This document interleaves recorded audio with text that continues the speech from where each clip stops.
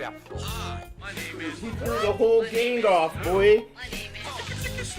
Why is Phil streaming this late in the afternoon? Yo, I already know that Phil threw duty all the way off and snort. Oh my god, bro. They gotta start clipping Phil at a time where I usually get to clip Phil, like fucking after 4. Oh, that sucks. Damn, boy. I'm gonna clown duty later. Hey, threw everything off schedule, huh? Good morning, everyone, and welcome to the Level 1 podcast where whoa. I wasn't ready. You're never ready. You guys are ready for a new streaming week. Apparently, I'm not. He's literally doing Ask the fucking King down here on day, Level bro. 1. I'm Darkside Phil, and everyone, welcome to the show.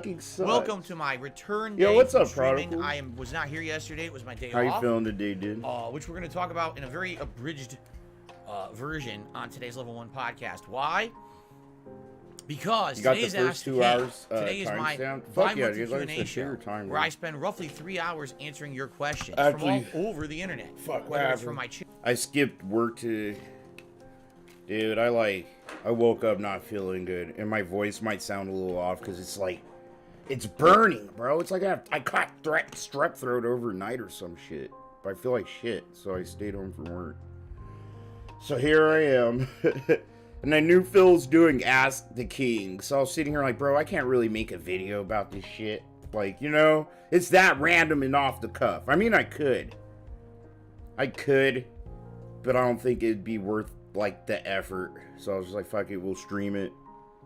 If I catch something, I'll catch it. Channel members, from people who post up on my forums on dspgaming.com, from Twitter, from patrons, and in some cases, if we have extra time, pulling some of the questions out of the stream chat as well. It all depends on time. Or you're making okay?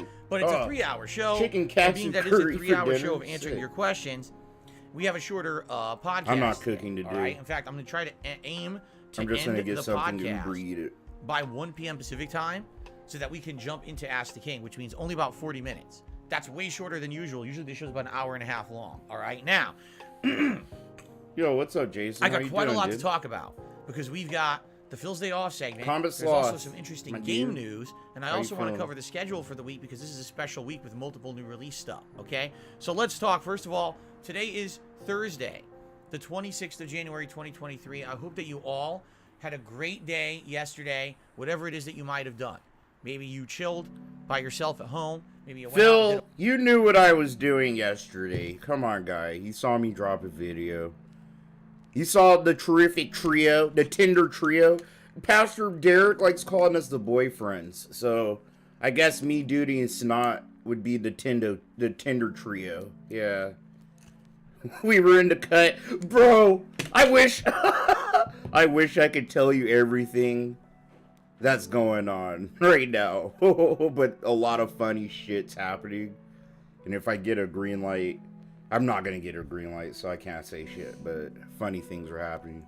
A bunch of stuff. Maybe you were working, maybe you were at school, maybe you watched some of my videos here on DSP Gaming. I want to get Cipriani's, the sandwich watch place. The special video you don't want that I put out yesterday, a 5-minute montage. You're sick of that. Of ridiculously funny, glitchy moments.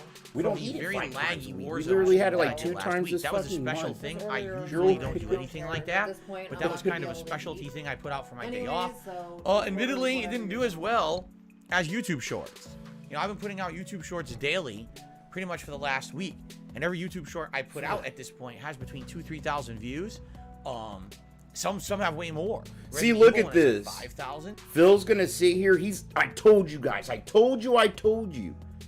Starting February 1st, he's gonna monetize all of those shorts, dude. And that's gonna be another money stream that he gets that he's not gonna tell his dickheads. So he's gonna get ad revenue from his videos, from his shorts, and he's gonna get, you know, ad revenue from his streams. Like, the guy triple, quadruple dips, dude.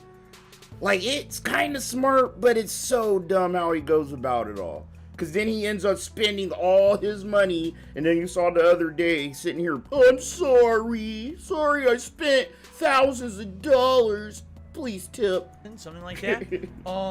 The Warzone montage only got about 1,000 views. I think right now it's like at 1,500 or something like that. I think what it is, it has something to do with the delivery of the video. I think that if you just do a regular YouTube video, it uploads to your channel and it gets that regular delivery service to like your subscribers.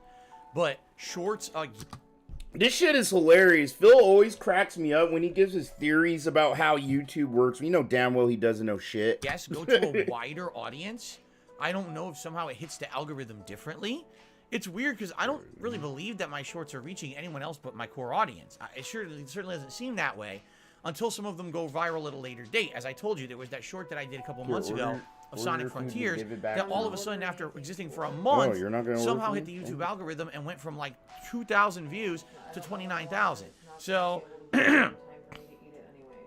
I'm not actually sure how it works. It's a little confusing, all right? But I hope you enjoyed the montage regardless. It was something special. Will I continue to put out videos on my day off? I don't know right now. It'll be something that we'll talk about moving forward. You know, we still have to determine what to do with those lost playthroughs. We still have not come to a consensus on how to deal with those. Maybe we'll upload some of those on my day off. We'll see. 1 second, because I actually want to turn on my fan here. Okay. Gotta get that. There's some air circulation in here. So, since we have a lot to talk about in a very confined space, let's get to it, all right? First of all, the schedule for the week. Let's discuss it, all right? Here's what's definitely happening, and there's some what-ifs. So what's definitely happening is today, it's Ask the King right now, 3 hours of Q&A, where I answer your questions. It's always a great time. It's going to be the first time with the new coloring setup. In fact, I'm going to change the background to something that may work pretty much only for Ask the King. We're going to see how it goes today. Ollie and Hell, what's up, dude? And we'll go from there. All right, should be a good time. I love Ask the King Q&A. It's always a good time. I still Tonight haven't on the late smoked stream, yet. 6:45 p.m. Pacific time, it is Warzone 2.0. Yo, good afternoon, Ram Ranch. Warzone How fun. you doing today, dude? We'll see if maybe I can redeem myself from the stream the other day where I really couldn't do anything well. I think the highest I had was like 20-something place. Maybe I can make top 10 tonight. We'll see. Maybe I'll get my second win tonight. Yo, Duty is like, bro, I swear to God, man. He's like a slithering snake when it comes to Phil, and I love it. Like, he did some Black Ops shit the other day, and what did he do? He made a sock, and he went into Phil's chat, and he pretty much literally trolled Phil for 2 fucking days straight. Like, he strung him along, like he was gonna give Phil a bunch of bounties and shit. And then eventually, you know, I think Phil caught on. That shit was hilarious, so... Hit some bounties, we'll find out, all right? I know Warzone, you guys are stoked for this. It looked like it was going to be Signalis, but I managed to finish Signalis the other day. So it's Warzone tonight, Warzone Hype, okay? Tomorrow is a very exciting Crispy day. bacon Because tomorrow, on all drugs. day long, I am playing the Dead Space remake. Yeah, if you Ricky. Didn't hear, the early reviews are in. Everyone loves the Dead Space remake, which is hilarious because it's literally Dead Space. Bro, I'm not even lying, dude. He fucking cracks like, no joke. me the It's fuck literally up Dead every Space day. with I a few talk to tweaks. that Now, fool. obviously, I'm curious to see what those tweaks are when I start playing the game tomorrow. Does it significantly change the game? I think that's why Pasta Derek and all his shit. I don't know. We're gonna find out together. And try to use Reddit. Oh, sorry, that really pissed me off. He's trying to use Reddit to discredit Duty. When they're like, you know, criticisms he already heard and knows and have acknowledged himself, you know. It's like, all right, bro, you need to come harder than that. Than like common criticisms that Duty already knows and doesn't give a shit about. Like, the guy is a brick wall, okay? End up shitty. You're gonna have days that look like they're gonna be shitty and they're gonna be great. Yesterday was my day off and I was really hoping for relaxing, and I did get relaxing at the very tail end of the day. Prodigal Phil acted like a mob boss telling Duty he had 12 hours to respond. I remember that, dude. And that's not good. He came back the next day or some shit. It's supposed to be my day when I'm unwinding. And Duty's like, sorry, dude. I forgot exactly how to chat with them. But Duty was like, yeah, sorry, dude, about the other night. Like, I have kids, I have this going on, so I couldn't stick around for the full stream to see if you got your bounties or some shit. I forgot the excuse. He told Phil. But low-key, my blood pressure would have been going up, and I would have broke my cover, dog. I would have slipped, my finger would have slipped, hit caps locks, and I would have cussed him out. Who do you think you are, sir? Trying to push me around like you're Tony fucking Soprano, bro? You need to recognize. I'm relaxing from a work week. You have 12 hours to give me my bounty that you owe me, Snort. So what are you gonna do, Phil? Lean on me and ban the sock? Some relaxation, and really, you know, it ended up being pretty stressful. That was a hilarious I will say this. A couple highlights was that Kat was stuck on a boss in Dragon Age 2. It was the ACK boss, the leader of the Kunari. Bro, Kat plays the shittiest games ever, bro. She really does. I'd kick her out my goddamn... I would kick her out my house if I saw her playing Dragon Age 2. I'd be like, hey, babe, what's up? I got a shiver when I came in. Did you mess with the thermostat, Kat? She would have been like, no. And I would have been like, why is it cold in this room? And then I look at the TV. I'm like, what is that? What the fuck is this you're playing? She's just mashing buttons over and over. I'm like, she's like, it's Dragon Age 2. Huh? You meant Dragon Age Origins, right? I know, you're playing And then I look close. What are you doing? Why'd you bring this fucking smut into my house? Pack your shit and get out! Get out of my house! This shit is banned in this household. Dragon Age 2 was such a shitty fucking game, bro.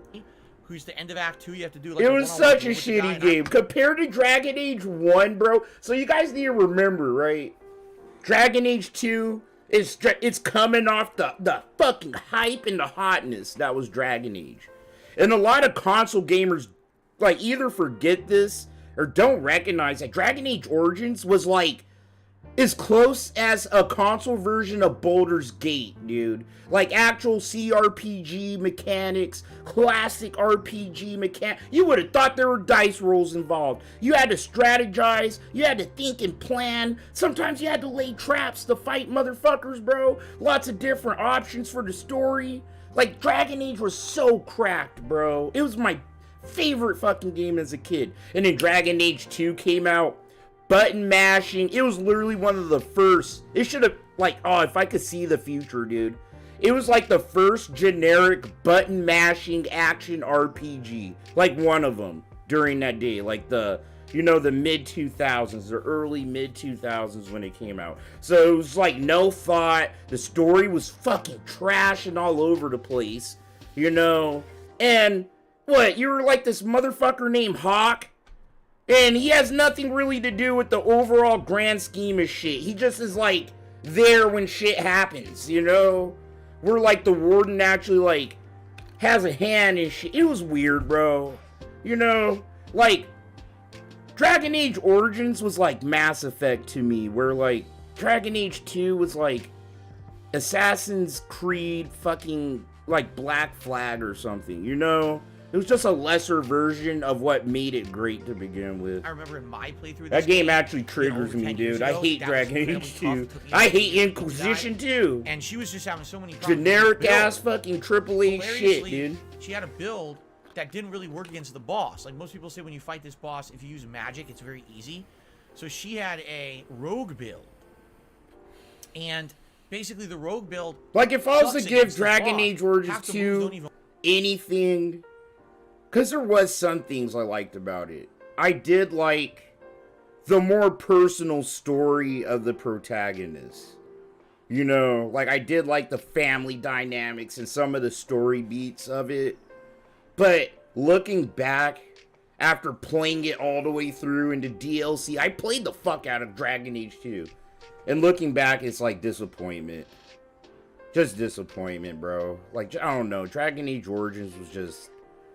It was just cracked, bro. I just can't describe it. It was like Baldur's Gate for consoles, dude. It don't work. He's got a stun move.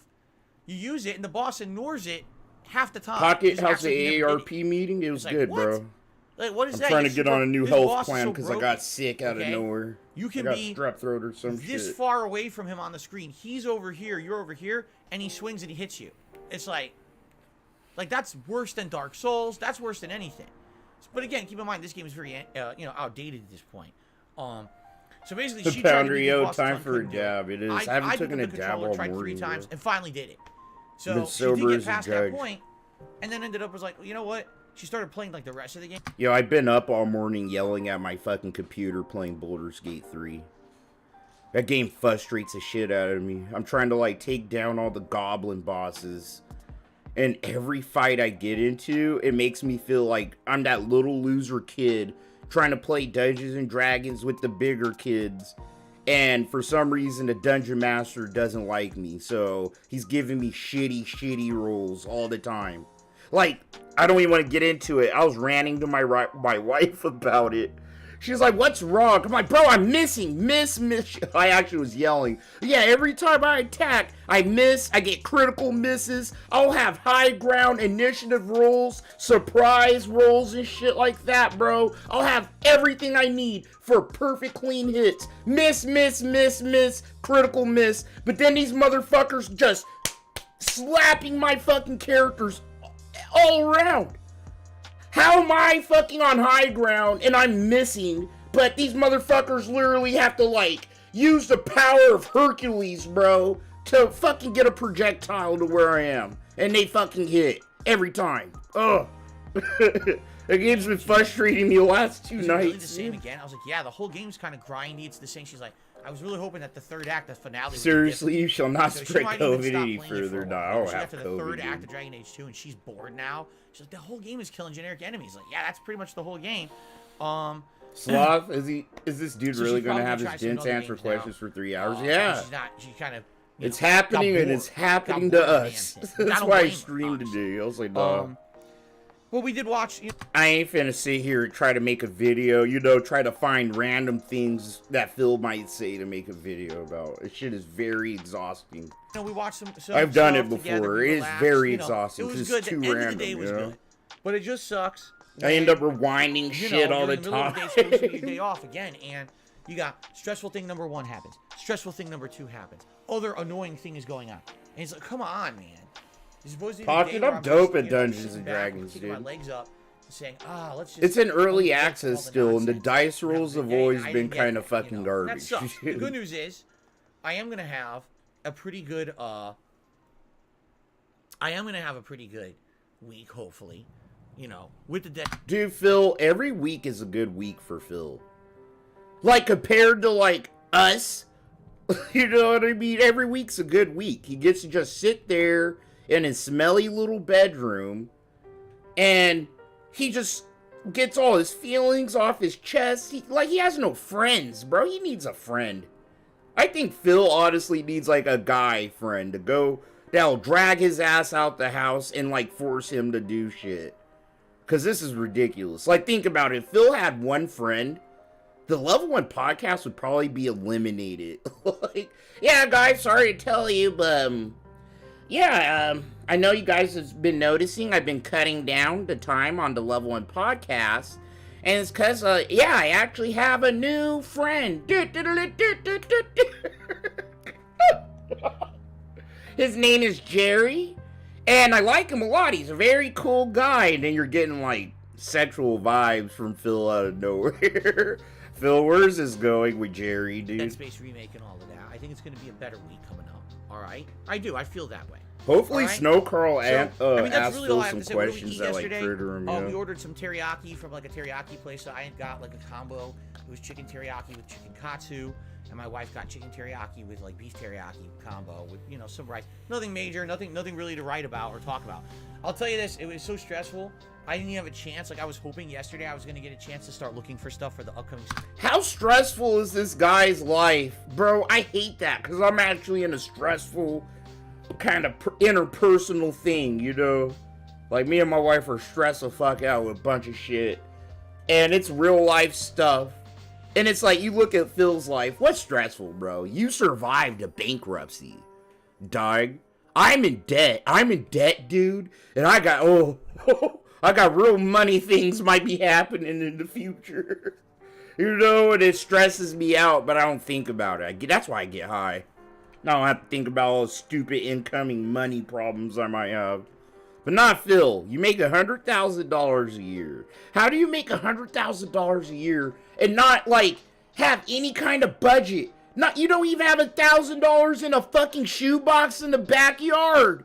Like, Like, bro, as broke as I've been my whole life, and, you know, all the couch surfing and homelessness I've had to do over the last 10 years, if I had $100,000, bro, 20% of that is going into a fucking little shoebox, and I'm burying it somewhere, or it's going into bank, it's going anywhere but somewhere where I have easy access to it. Because it's life, bro. Life is a goddamn roller coaster. You have those highs, and the highs are good. You know, you're sitting there smiling, and then the fucking peak comes, and things are a little boring. You're content with life, and then shit goes downhill very, very fucking fast, dog.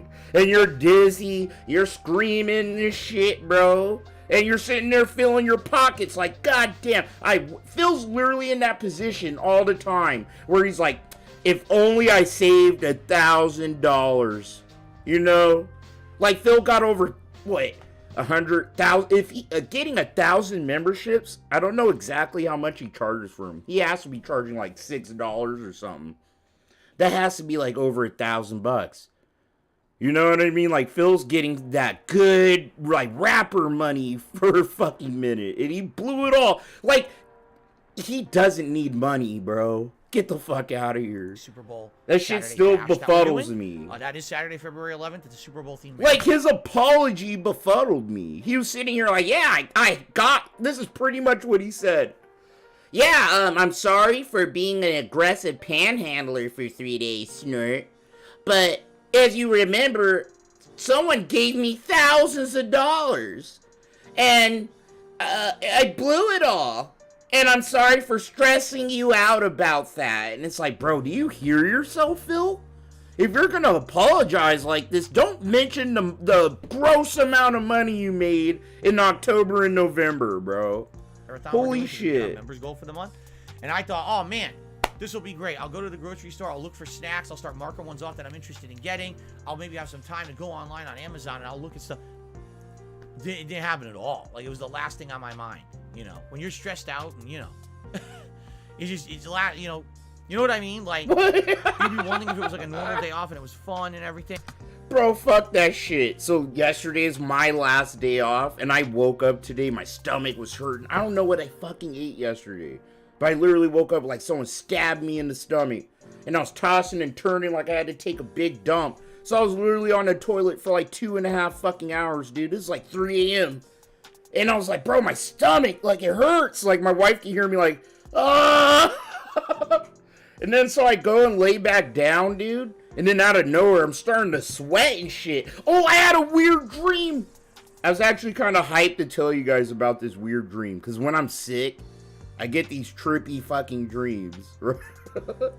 I gotta try to rack my brain and remember it, because I'm about to forget it, you know? If I don't write it down, I'll forget the shit. But this one was so trippy, bro. So, I remember.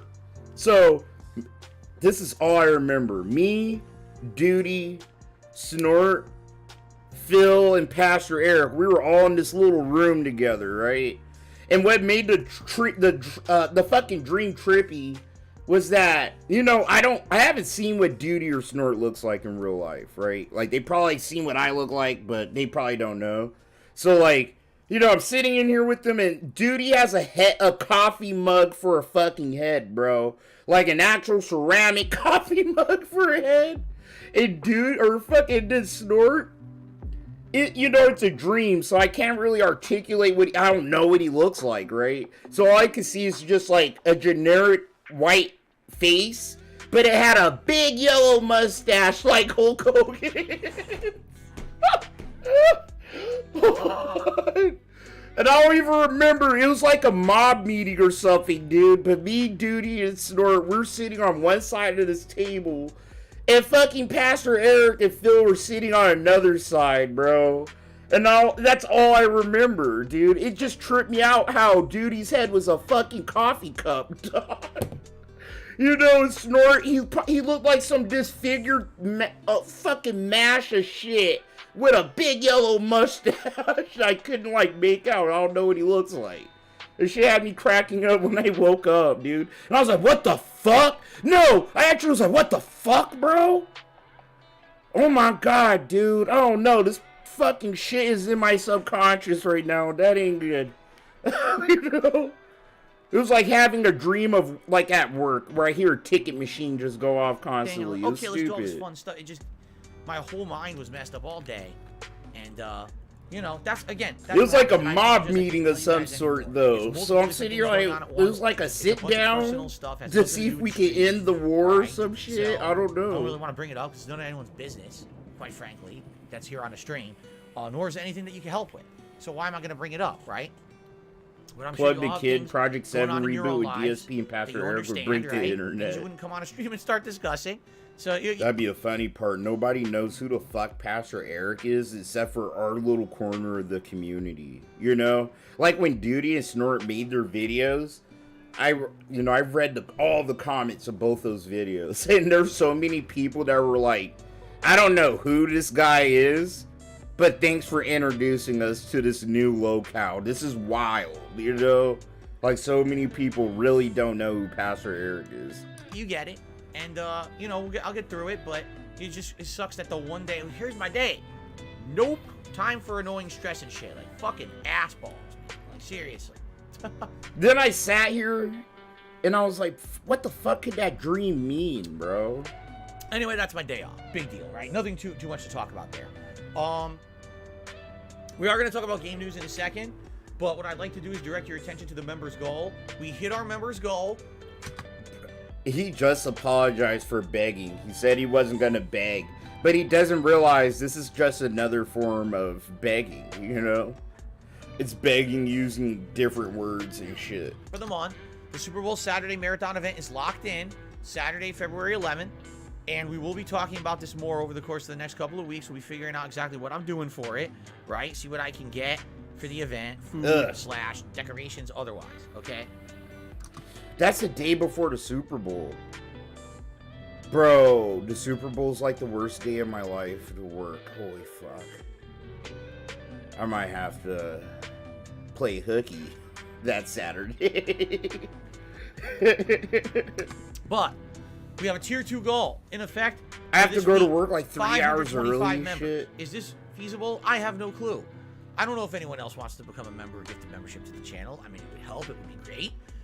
With Dead Space tomorrow, maybe some people will want to re-up their memberships that expired in the last couple of days because we were over 600 and now we're down to 470 again because of the expired gifted memberships, right? I don't know. But if we hit 525 members by the end of this month, which would be by the end of this week, essentially, we're going to be doing a special react event where you guys will be nominated and voting for things for you to react to on the internet. And likely it's going to end up being another one of the documentaries from one of the guys we've already watched. June the King has been on fire. He's always on fire. Phil just started watching June the King last year. Don't let him fool you. Like when he did his Wings reactions and shit, I think that was the first time he actually like sat down and watched a June the King video. In the last like 6 months, June the King put out several interesting documentaries. Any of which I would be happy to watch and react to here on the streams. You know, Toby Turner. Can you react to a different YouTuber? There's other YouTubers, Phil, that do interesting documentaries besides June the King. And motherfuckers that, like, you bother to give a shit about. You weirdo. Stop it. YouTube is like a big place, okay? Stop just watching fucking videos from the top dogs of whatever the fuck you want to watch, bro. Generic vanilla fuck. Channel I hate Awesome, that shit. that guy with the glasses, among other things. See, and he keeps bringing up the angry video game nerd and fucking nostalgia critic and Channel Awesome. It's like his head is stuck in that stupid ass era of YouTube, bro. Like, let's really be honest. Fucking Channel Awesome was never fucking good, okay? It was just like lucky to be around when there wasn't like that much edited content on YouTube. That's the only reason why Channel Awesome did good. You could literally look back, like I grew up watching that shit, and as a 30-year-old man, I could look back and go, bro, that was like really like cringe, retarded fucking content. It's just like some fucking weird horse-toothed white dude in a weird suit literally screaming and giving very superficial opinions about movies, you know? It's good stuff. Plus, there's other things we haven't done. It's not good stuff. There's documentaries about, you know, guys that I don't even know about, maybe. So, you know, we'll see. We'll see what happens with that. I told Duty to roll by today. If not, no pressure. I'm not going to sit here talking about members all day, every day. It's not a big deal. It'd be great if we did hit it. It would obviously help the channel. Right now, January is traditionally the slowest month on YouTube every year. Because what happens is all the ad revenue from Christmas is gone, and most advertisers have nothing to advertise in January. So the little ad revenue that is to go around is even smaller in January, and I always make the least amount of money in January as any... Bro, it isn't even fucking the ad revenue, because I don't even make ad revenue. It's like, overall, the fucking algorithm or some shit, bro. I'm not gonna sit here like Phil and act like I know it. January and February suck ass, dude. It's like, you know, I don't concentrate on my views, but I sit here and I notice things. I'm like, damn, bro, January's been pretty slow. Pretty slow out here in the streets of YouTube, but then it'll pick back up, and I don't know, I might pop off like, when did I pop off? I popped off like August, like July or August last year, dude. Got like 300 subs in like a fucking month, dude. I was on fire. The other month in the year on YouTube. So, no, hey, it's a slow trickle right now for your boy. Right now, I was looking, I was like, oh, my views are actually up this month. My subs are up this month. My overall watch time is up this month. And my revenue is way down this month. Wait, what? Because Phil, more views doesn't equal more money, dude. Some people, they hop on and they hop off before an ad even shows, Phil. A lot of us have ad blocker, and he forgets that a lot of the people that watch him are trolls and detractors like me. So it's like, yeah, I don't have ad blocker, but I have fucking YouTube Premium, so I don't have to watch those ads. And then Phil probably gets... Fuck! I think he actually makes money off fucking my YouTube Premium. Fuck! Yeah, fuck that shit. I'm using a goddamn... I just really realized that with my retarded ass, dude. I'm like giving Phil like fucking a couple bucks and change. Dude, when I use YouTube Premium and I watch my shit on my main account. Yeah, Phil, sorry, bro. Sorry, hey. Sorry for making sure you could fucking take Cat out for a few days there, dog. I'm gonna fix that real quick. No, I'm gonna fix that right now. What the fuck, dude? Does my other channel doesn't have YouTube Premium? Sell. If you're a company that doesn't have that kind of budget, you're not going to. No, hold on, dude. Oh, I'll just sign out. Fuck it. I can't sleep at night like really realizing that shit now, bro. Hold on. I literally have YouTube Premium because I watch like fucking so much YouTube at work, you know? Damn, bro, that means I have to watch ads! Yeah, no, you know what? I'll fucking just take that fucking hit on the head. Son of a bitch. Fuck! Oh, no. That sucks. That sucks. Bullshit. I hate that you have these agendas that now make games popular now. When I make videos, so I in the won't case use of fucking Hi-Fi YouTube Rush, Premium, here's a game no one knew it was coming out. Comes out of nowhere, surprises everyone, and people, oh, use ad block? I'm not gonna do that right now. Fuck it. Oh, well, fuck. I'll do it on the side here. Set this shit up. Yeah, you wanna know why you think it's pretty good? Because you actually played it, and you judged it for yourself, instead of being a fucking, a dumbass who just believes what everyone tells you 2 weeks ahead of time. They need to stop with this. I heard ad blocker doesn't even fucking work all the time. Comes out 2 weeks early for a select few, and they tell you what to think. You don't need to be told what to think anymore. Especially with things like Game Pass. Let the game speak on its own merits. Enough with this bullshit. Alright? So I'm happy that this happened. I haven't tried Hi-Fi Rush. Maybe I will, maybe I won't. Alright, I'm installing the ad blocker. I'm happy to hear that people are liking it on its own merits. And not because some fucking content creator got paid to shill it, or because some gaming media journalist told you it was a 10 The honor system? What the fuck? A great narrative. When in reality, it's just because it's pushing some fucking bullshit agenda that has nothing to do with the fucking game. Okay? Bro, I have to pay for that? No, it says donation.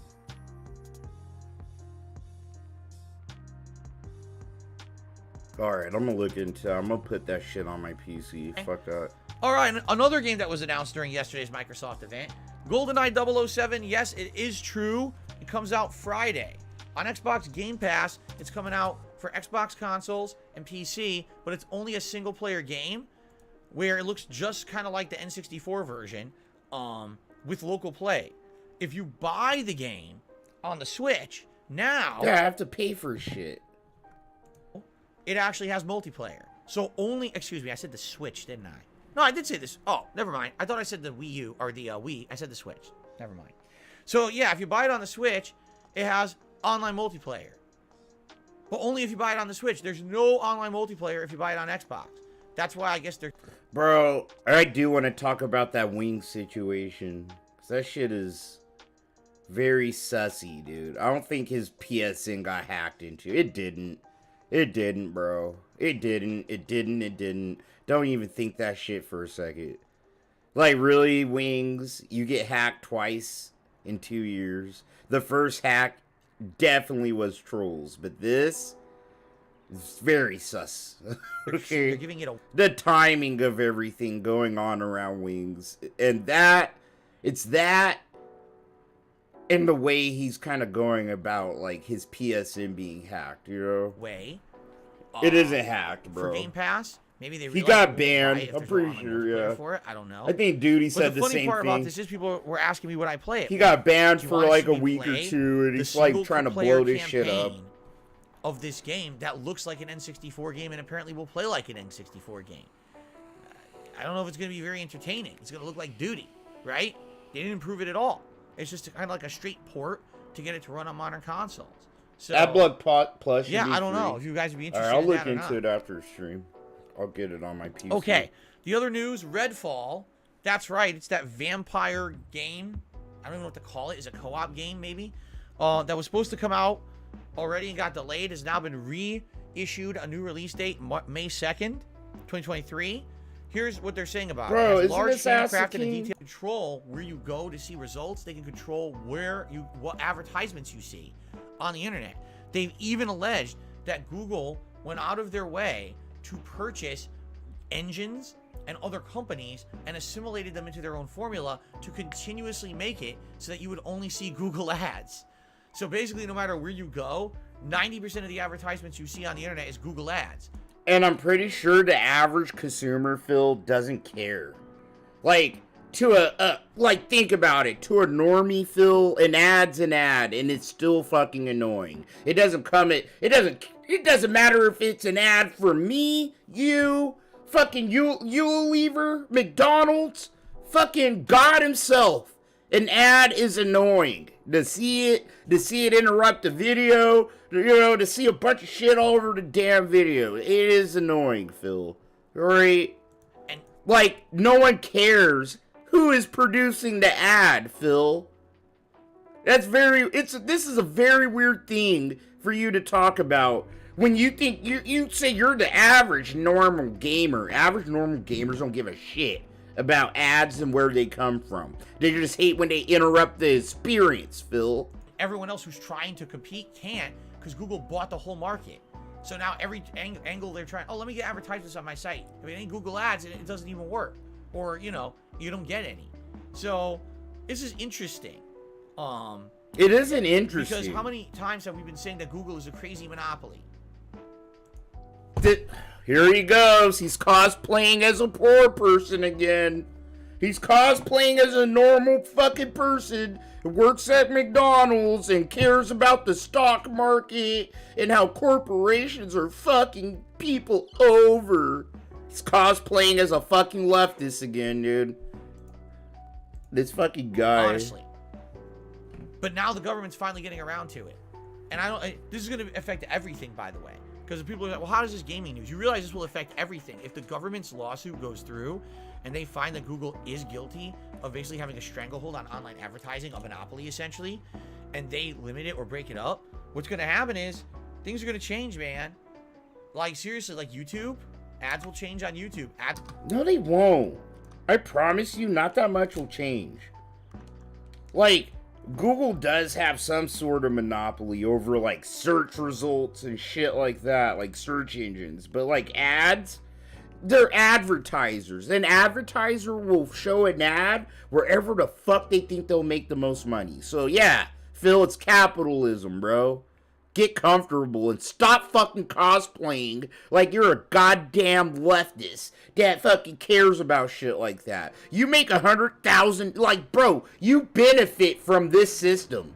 Literally, of monopolization and shit. If it was up to you, Phil, you'd be the only Let's Player on YouTube. You would have a monopoly on Let's Plays and streaming if you could. So stop, Phil. This is how you know that he's full of shit. He's starting to grind my gears. I'm actually getting a dab ready. He pisses me off when he fucking pretends he's poor and shit. And he cares about things. Oh yeah, you know it's gonna happen. When the monopoly, things are gonna change, man. Like, shut the fuck up, Phil. You don't even know it's happening in your own house. He's such an asshole. Change on any website you go on. The whole internet may be a little different. How exactly, I don't know. But, you know, we're at the precipice of YouTube Shorts, about to get a huge push on YouTube with new advertisements attached to them. Yo, what's up, Mr. Moldy Butt? It's good to see you. By then. You know? This is my first dab of the day. Let's go. I might just choke myself out. There you go. Anyway. Ah! I dropped it! Just an interesting news story. I'm trying to turbo through the news stories today. I already told you how people are saying the early reviews here for Dead Space Remake. Fuck, I dropped it, bro. And it, like, hit my table, like, my desk on the way down. And it shattered, so, you know, it exploded into a million little pieces. Fuck, it sucks. I'll say it's great. I gotta get another dab. Because basically, it's the same as Dead Space 1 with better graphics and slightly tweaked story elements and a little bit of tweaked combat, and that's it. So basically, it's Dead Space 1 with a little bit better everything. And they're saying it's like 10 out of 10. It's like, well, did you play Dead Space 1? It's the same game. Yeah, Dead Space 1 was a great game back in 2008. Oh my god, bro. Here he goes. Trying to make a point. You guys gave this game a lower score when it first came out, snort. And now, he's about to do a little bitch fit, bro. Like he's white knighting for fucking Dead Space. This shit's annoying when he does it. And now, bro, Phil, this game literally got you fucking banned off Blip. Okay? I don't know why you're trying to white knight for this one. I wouldn't even be trying to play Dead Space if I was Phil. I'd just be like, nope, this one harmed my business. It was my fault. I was telling Jew jokes, but you know what? No. This is a cursed game for the channel, you know? So, it's ironic he's like white knighting. If you're going to replay Dead Space, okay, and you're going to pay $70 for this game, you're telling me that I'm buying a new game, correct? This is not a $40 release. Oh, we tweaked Dead Space 1. Here it is with some modernizations. They're claiming this is a new game. They're charging the price of a new game. Yeah, Phil. Because it's a remake. They remade the game from the bottom up. So people that never played Dead Space, or didn't get a chance to play it, or didn't want to play it, they can play it now. And it'll be a new experience. And for people that played it before, there might be some tweaks and adjustments, enough of them, for it to feel like a new experience. I bought Mass Effect, all 3 of them, like 9 times. I bought the Legendary Edition too. And that's not what I was thinking. Oh, I already played this game before and they're charging me like $60. It's like, bro, they straight up did a lot of tweaks and, you know, adjustments to where Mass Effect 1 felt way more playable than the original release. By a mile. And the graphics were a little bit better. And it was my first time playing it on PC. So, yeah, I wanted to play it, like, at the best that I've ever played it. You know? So, no, everybody has their reasons, Phil. And I'm sure they have a boardroom of people with actual business degrees, not motherfucking shit written on a fucking cardboard box like you that says business degree, bro. And they actually had to study things like this and how gamers think. Like, do they miss? Yeah, they miss. They miss a lot. But if they're charging $70, dog, or $60 for a remake of an old game, then god damn it, bro, they've had to fucking do a lot of shit to it. And from what I'm hearing, the Dead Space remake, it is a 10 out of 10. The first one was pretty good. So, like, if the original game got a lesser score, right? But this one's getting a 10 out of 10, well then, Phil, maybe all the improvements made the game better than it was when it first came out. I mean, that's all I can think of, bro. But you're just trying to, I don't know. He tries to act like some kind of rebel without a fucking cause and shit, dude. It's weird. I'm expecting a new game. Now, if I play Dead Space 1... Like, no one's expecting a new game, Phil. By the end of that game... No one's expecting a new game! People are expecting the old game, but just better, bro. Better graphics, better frame rates. It's remade. The whole game is remade from the fucking bottom up. It isn't like they took some fucking assets and reshaded them and put some new texture packs around them. They remade the whole motherfucking game, bro. And that had to be hard. It wasn't just like copy and pasting shit, Phil. He doesn't understand how games are made. I'm gonna be pissed off. And I'm gonna say it ain't no 10 out of 10. I'm gonna say it's a fucking 5 out of 10. Because there's not worth $70. If it's the same fucking game, it's not worth it. That's a ripoff. Oh, shit. Again. Beautiful mess. Thanks for the 5 gifted memberships, dude. I'm sorry, I just saw that, dude. You know, my old lit ass. Thank you so much, beautiful mess, man. You didn't have to do that. Thank you. I appreciate it. What's happened is we have a slippery slope now. Because you had companies such as Naughty Dog reselling The Last of Us 1 with slightly improved graphics, slightly tweaked gameplay elements, but the same voice actors, the same story. Aren't they doing the Knights of the Old Republic and they sold it for $70, and a bunch of suckers bought it. And now what's happened is this is now giving permission to the entirety of the games industry to keep doing this. That was your test case, and people went out and bought it in droves. So now what's going to happen? Every other company's going to do it. All right? Now, by the way, I love Dead Space 1. It's my personal favorite in the trilogy. I think it's an outstanding game. When I play Dead Space 1 Remake, if it is just Dead Space 1 with some modernizations, I'm probably going to love it. I'm not going to have complaints. Why? Why are you bitching about the price?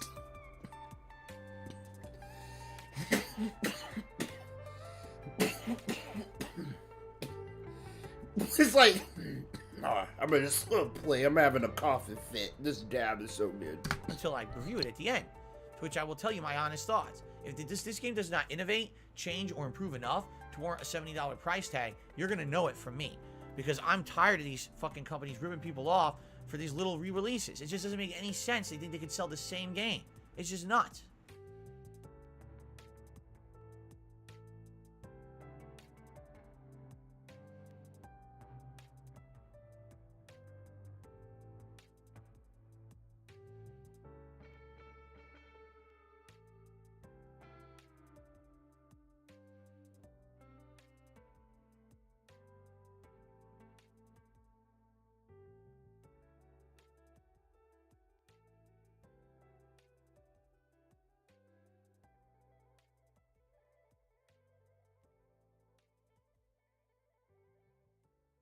Let's see what happens. Okay, the final news story. Neil Druckmann was interviewed, and he outright said, "Oh my bad." They are completely done at Naughty Dog with Uncharted. For some reason, people were shocked. They were like, "What? You're done with Uncharted? Oh, well, that's unfortunate, but you know, at least as like, wait a minute, what? Yeah, Uncharted's been done for like forever. What are you talking about?" They literally said Uncharted 4 was the last one, and they said there would be one more standalone DLC to kind of give an epilogue story to some of your favorite side characters. For a second. And that was it. Oh, like that's been in place for like 5 years. So when Neil Druckmann comes out and says, "Yeah, we're done with Uncharted," people are like, "Oh no! What? Are you deaf? Are you stupid?" Yeah, they said this 5 years ago. I swear to God, it's like the Uber Eats driver. knocks on my door, and then jumps all the way down my stairs and runs to their car. He literally just knocked on my door. I went to grab my sandwich, and I thought he'd still be out there. It's like, yeah, he just knocked on my door. So I wanted to wave to him and say thank you. I tipped him and all that shit. And he's gone. I'm like, damn, nigga, you just jumped all the way down like 19 stairs, bro. Just run off. Like you stole something from me. Of course, you gotta keep in mind, shit's Uncharted hilarious. was one of the most controversial series and endings for Naughty Dog. That's when a ton of the game developers and writers from that team quit right mid-development. This is where a lot of drama happened for them. I'm glad. I bet they're happy to be moved on from Uncharted and doing other stuff.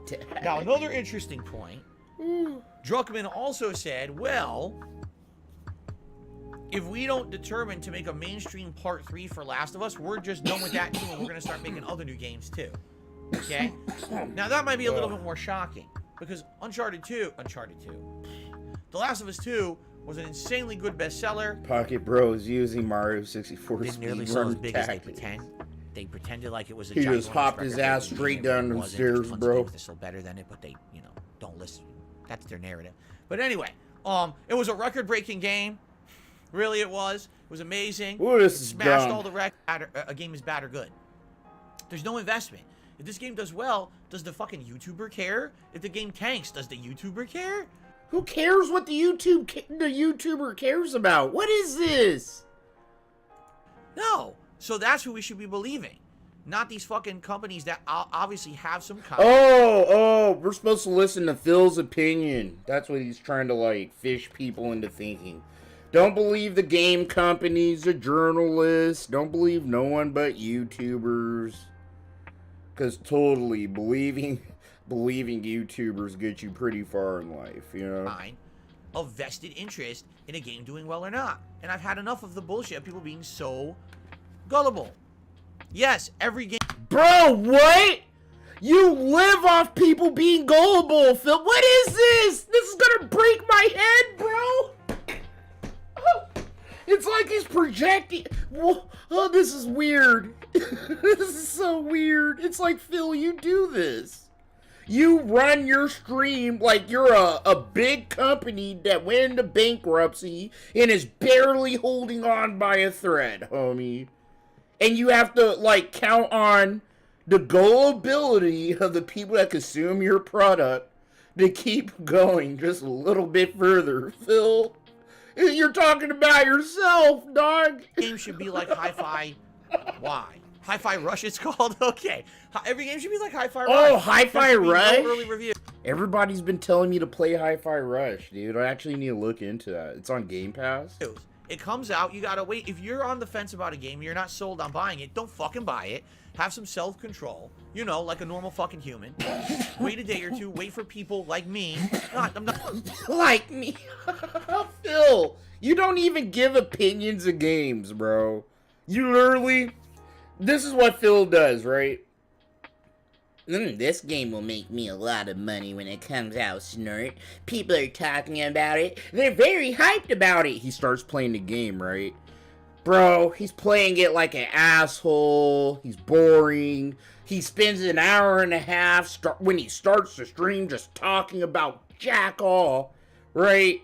Then he starts playing the game, and it's just a horrible experience. If he's not getting the views he wants, the likes and shit. Oh, yeah, guys, I'm having fun playing this game, Snort. This is a very enjoyable experience, very interactive, but what I've noticed is, there's not a lot of interaction in the chat, guys. Maybe we want to have some discussion about the game?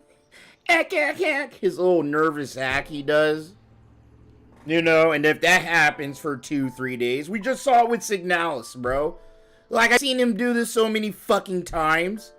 It doesn't matter what the game is, bro. If the support isn't what Phil expects, you could expect him to be a little crying, begging bitch. He's insane. I'm not saying me in every case because I don't play a lot of games. I'm saying there's so many content creators out there. He doesn't ever give opinions about games. He just bitches and complains when shit doesn't go his way. It's like he doesn't really play games. He just tries to force all the way through them, my dickhead wheelchairs, they like this. They want to see me play this game. I'll just play it. I'll pretend like I like it. And you can tell when it's actually pissing him off. What the fuck? Who designs a stupid fucking game like this? Where you have to match colors and symbols? Like, it's an easy puzzle. You can't figure it out. God damn, bro. He's like a broken record some days. They're playing every kind of game. Wait for someone you trust. But then he's gonna sit here and go, yeah, listen to YouTubers' opinions like mine. It's like, bro, I seen you rage quit fucking Kirby, bro. I can't validate any opinion of yours, dude, because he'll get to the final fucking boss, bro, and just quit. If the final boss doesn't just give him a dub off rip, he will just quit the game. Because at that point, feels like he doesn't care about the story. He doesn't care if his audience cares about the story or all the things they saw him go through and shit like that. He's just like, I got the money I needed. This is the end of the game. He said that, actually. This is it. This is the end of the game anyway. ACK. This is it. I'm not going to play it anymore. I mean, we're at the end. Like, So, he doesn't give a fuck about games. He irks my nerve and he triggers me when he talks about games like he's some broke motherfucker like me that actually cares about games. It's like, go fuck yourself in the ass with your money, Phil, okay? You're WWE champions, bro. Like, he should just stream WWE champions and just take the mask off. Aha! It's a begging bitch, Yeah, guys, if we could get some more support, Snort, I'll be able to pull some more Hogans, and we can see if we get the coveted 6-star Santa Hogan. I would enjoy that more than this. You don't have to listen to one of these companies that are writing some kind of a crazy benefit from saying a game is good or bad. They're shit now. This guy is insane. Sometimes Phil blows my mind. Yes, all these gaming journalists, fucking Kotaku and shit. Fuck them. No one cares about... Why the fuck cares about what they say? They're journalists. They're not gamers. There's a big distinct difference. You haven't noticed in the last 5 years between journalists and real gamers? Holy shit. You need your eyes open. Bro, I'm pretty sure a lot of these journalists are gamers, or they wouldn't be doing games journalism. But it's the fact that they're casual gamers, bro. They're casuals, and I hate saying that like some nerdy gatekeeping fuck, but there's some truth between the difference between a casual gamer and a hardcore gamer. Like, a hardcore gamer usually plays a lot of games, like more than fucking 10 games a year. They usually try to get their hands on it, like me. Like, Phil isn't a hardcore gamer. That's why he pisses me off. I'm an actual hardcore gamer. You don't believe me? You could go to my Steam. Okay? No. I'll get my hands on a game. It'll look interesting. I want to play it. I'll play it for so long. I might get busy, or another game comes out and I can't fucking finish it, That's why I'm, holding off on Persona 5. I want to finish Baldur's Gate. Then I'll go to Persona, But... no, I get my hands on all these different pies, and I don't even get paid for it, bro. Because I love games. I love the experiences they give me. I like the stories and shit like that. Bro, I think there was a couple times when I streamed the Yakuza Like a Dragon. And I think there was a couple times it made me tear up, and I actually went, fuck, bro. This fucking side mission is making me tear up a little bit. Fucking stupid. Like, the writing in Yakuza is so fucking good. Especially some of the side missions. Oh, no, I think I was playing Yakuza either 0 or 1 Wakami. And the remake, of 1. And fucking, it's that one side mission where the dad's trying to get a toy for his son and shit. And at the end of it, I was like, fuck. Because there's something I can relate to, Like a dad trying to do something nice for his son. Blah, blah, blah. It made me tear up a little. I'm a pretty sentimental motherfucker. Alright, one more tip. And then a couple YouTube shout-outs, and then we can actually get to Ask the King.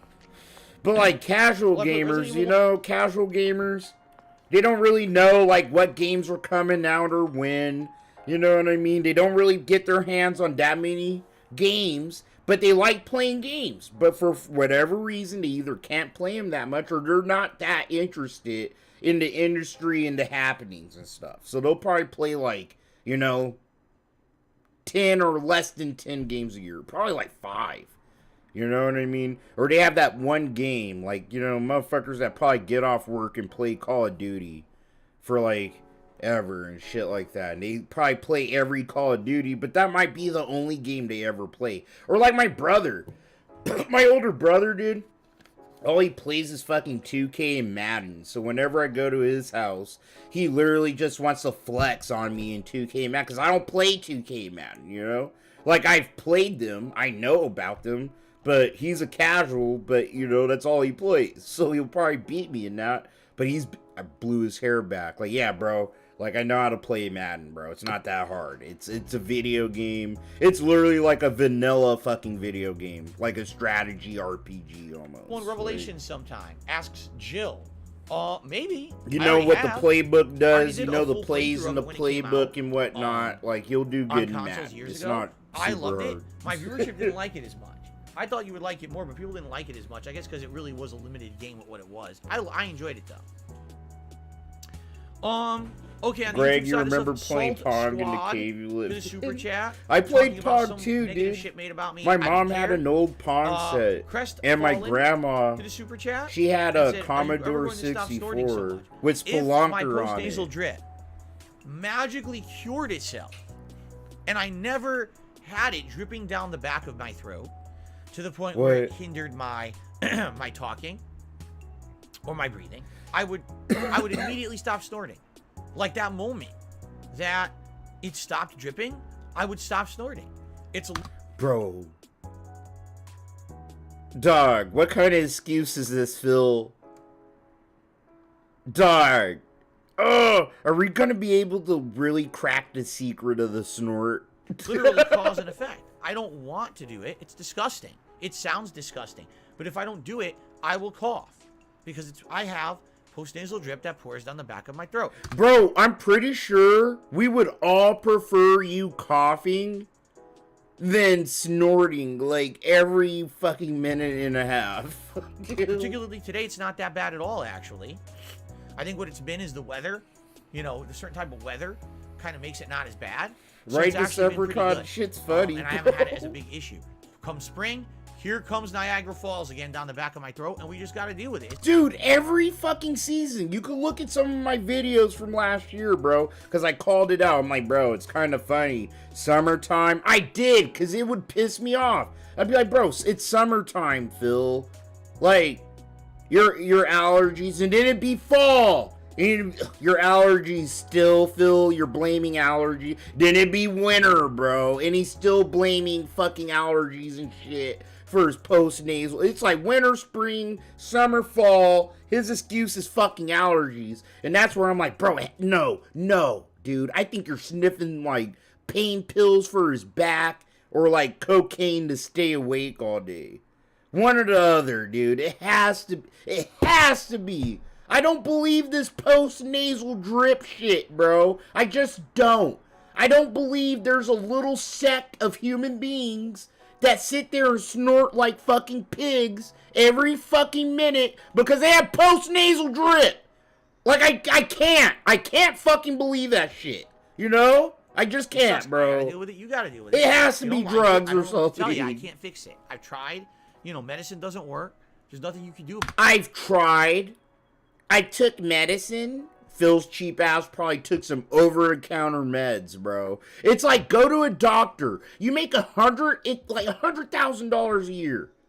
Dude, how can you not care about the fact you go every fucking minute?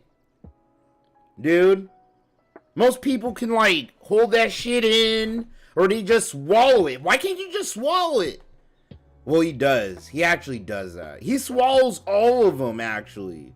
And it looks like it's a struggle every time he does. But you know what I mean? It's just like, Phil, you don't need to snort like this. You know it. I know it.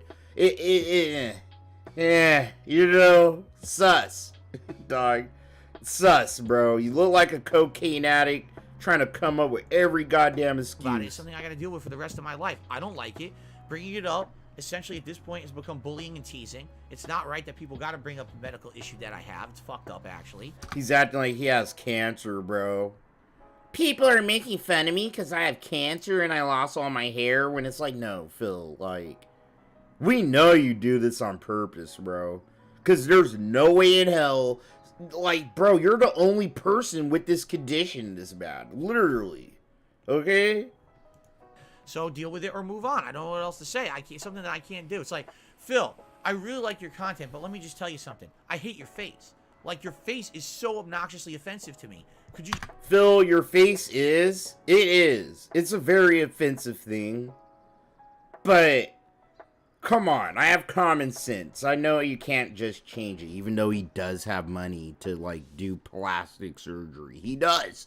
Bro, Phil could literally change his whole face, and it wouldn't affect his fucking pockets. Dog. What, $6,000 to $10,000?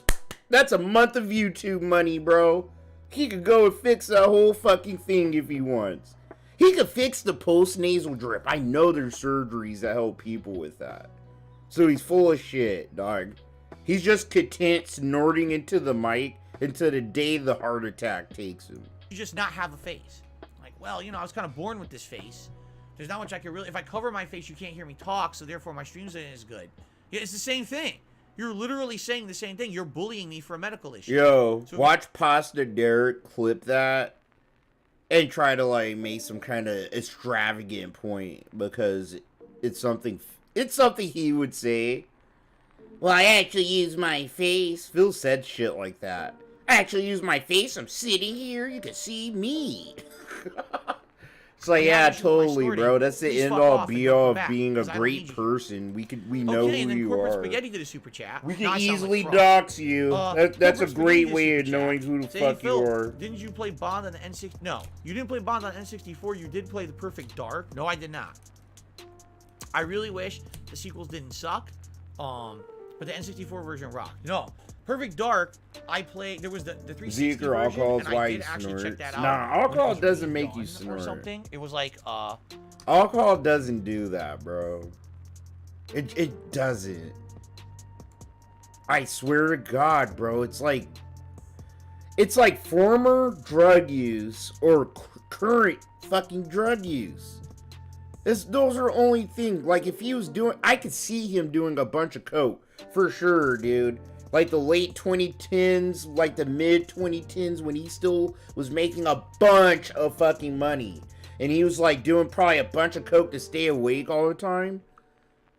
But maybe, you know, people are chill. There's no way. Yeah, alright, I'll give you this. Maybe he isn't. But think about it. I've seen this shit, bro. Nobody has some post-nasal drip like this, dude. Unless, like, they fucked up their whole sinus, like, their sinuses with foreign objects, bro. That's it, you know? Or is he sniffing bleach or something? I never beat it because you guys didn't like it, so I never finished it. I think I played a few sessions. He's acting like he has a million holes in his sinuses. The original Perfect Dark, I don't think I ever played. So. Okay, now we got a $4.50 tip from Gamer Guy. Believe me when I say Hi-Fi Rush is something you would definitely enjoy. I played it myself. There's amazing graphics, classic platforming, good entertaining combat, and great combos. I'm even everybody's been telling me to get that. Like, no way. Classic platformers and beat 'em up. Well, you didn't tip 420 because that's the closest. I'm going to give you a 420 animation. Anyway, Gamer Guy, you're the top tipper now. Thank you for that. All right. Fair enough. And again, it kind of, I hate to say, This is so offensive to me. Hold on, I'm sorry. I never really address it.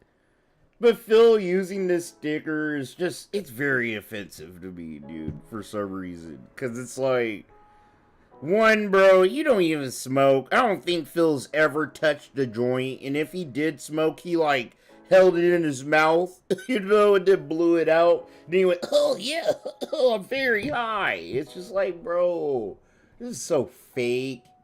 Like, it's 420, dude. Potheads like for they love those numbers, you know. Go fuck yourself in the ass, Phil. Go take my fucking dab rig and put it in your butt. Hey, but it does kind of suck when stuff like this happens because a game comes out of nowhere. You know, I jam-packed my schedule, thinking there's no games out, but then space. Next thing you know, now games Dude, look at the text underneath it. Oh, it's so cringe, bro. It gives me like those racist vibes. Like what, Phil? Yeah, man. A supporter is blazing the herb. Don't you know? Thank you. It's like, bro, what? So only Jamaicans smoke weed, bro? Like, only black Jamaican? It's just weird. And then you have to actually type that shit out in the vernacular way a Jamaican would probably talk. I hate this fucker when it comes to how he treats, like, black people and black things, like ebonics and shit, bro. It's very fucking annoying. It really is. He's a little rich suburbanite bitch, bro. I swear. Shit. He ain't never hung out with black people. This guy had, like, 2 black friends, and they're both dead. Shit. Maybe it's the next game I play. Okay? Alright, guys, thank you. No, wait. What is this? I received a giant tip. What is going on? I received a $41 tip from Opposite George. Who is Opposite George? Wow. Bro, he's excited. Hey, he's all slap happy. He got the tip, bro. Ooh, $41. I can put on the gunner glasses, nerd. I can wear the glasses. It makes me feel like I'm making money. Oh, yes. It makes me feel like I'm that much closer to that sweaty JPEG I want, Snort. Thank you. Curious George, thank you for $40. Ooh. Wow, $41. So that is going to be... You know it feels like he's mocking him. $40! I haven't seen these broke motherfuckers give me that much money in a long time, Snort. I remember on Twitch in the back of his head right now. He's like, on Twitch, I used to get $100 tips all the time. But I guess you're $41. That's good enough for YouTube, Snort. Such an ass. $30 tip animation? Wait, I don't have... Oh, there it is. Hey, this is what you get for giving Phil $40. You get a shitty little fuckboy animation, bro. A $30 tip animation for Opposite George. Thank you, Opposite George. Oh, God. Damn it. Money well spent, boy. Money well spent. I gotta take a dab. I got pissed. I actually got pissed. Money well spent, bro. Where you could go on Lightside Paul's channel for free and see all the deep fake like memes of Phil that you want for free. But hey, you want to see a stupid ass generic as fuck deep fake of Phil? $30. So that gets us up to $54 in tips. However, I do have a negative thing I have to say. We can't do Gunner glasses for this stream. You know why, right? Because I now have a ring light. And as you know, when I wear the Gunner glasses, just for the sake... Really? So it's your fault. It's your fault that Phil had to get the ring light, and the ring light affects the Gunner glasses. So you paid Phil for a shit animation, and he's not even gonna wear the motherfucking glasses, bro. Rip off. That's a rip off. Bro, it's already a rip off. This is a blatant ass rip off. Of argument, I want to show you what I mean. Alright?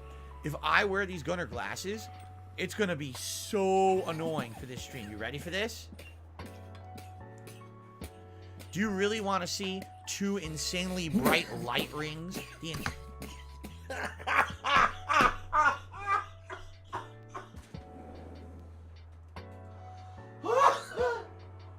Hey! This motherfucker Phil! You know, lost his mind, Phoenix! Oh, shit!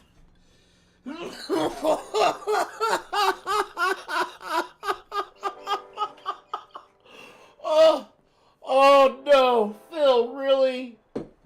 Like people ain't seen that shit before, Phil. Phil. I can't, man. Oh! Entire 3 hours of that, okay? See how long this is? So, yeah, sadly, you know, for vlog shows like this, these don't work. For gameplay, there's absolutely no reason to not wear the gunner glasses. What's the difference, Phil? Literally, bro, he just doesn't want to wear the glasses, bro. Thanks for helping me reach the gunner glasses goal, but I don't feel like it. That's pretty much what he's saying. It's your fault why he does. You. Yes, you. Oh, hold on. He won't put on the gunner glasses because you can see the little ring light in the glasses. And it breaks the immersion of this magnificent stream that's popping off, bro. It's just gonna throw everything off the rails. I'm sorry, I'm dead. In fact, this guy is so hilarious, bro. This kind of stuff, he's so stupid. It ain't gonna work. So I apologize for that. You know, there's really not much we can do about it. There's nothing much you can do about it. Nothing I can do, Snort. Okay. What I will say is we're already gonna have a hat. Once Ask the King starts, we already have the cowboy hat. But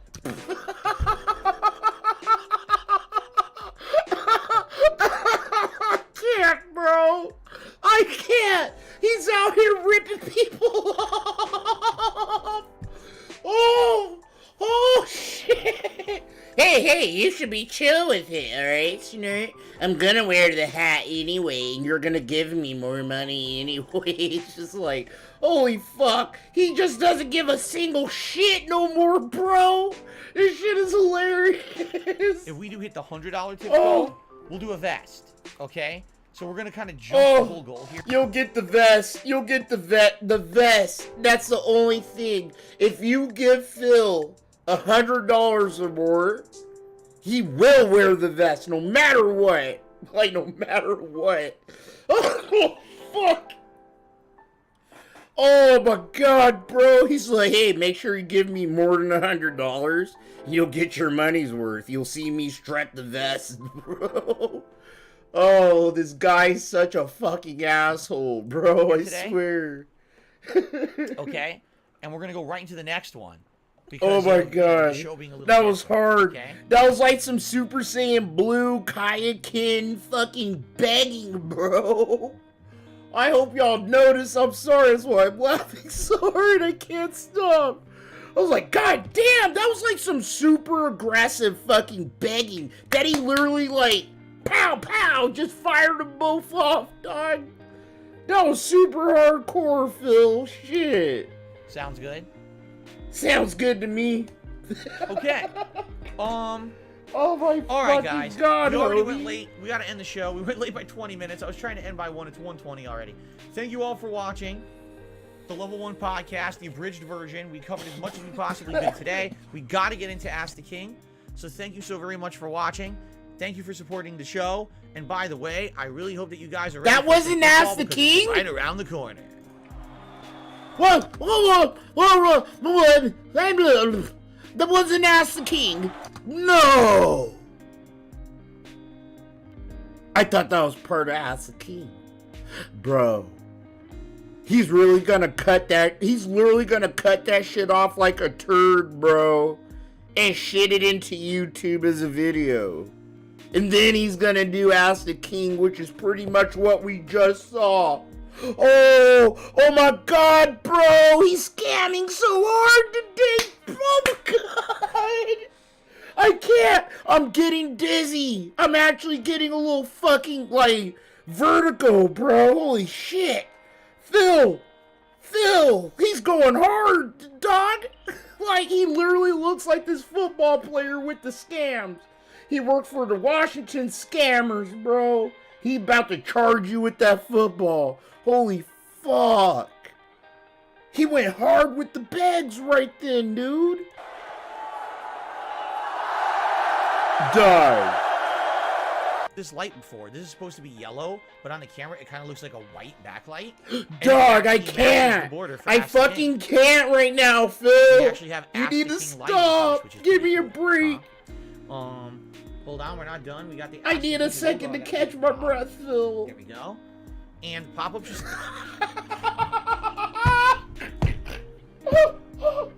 Oh my god, he really did do that! He really did that! He literally just like...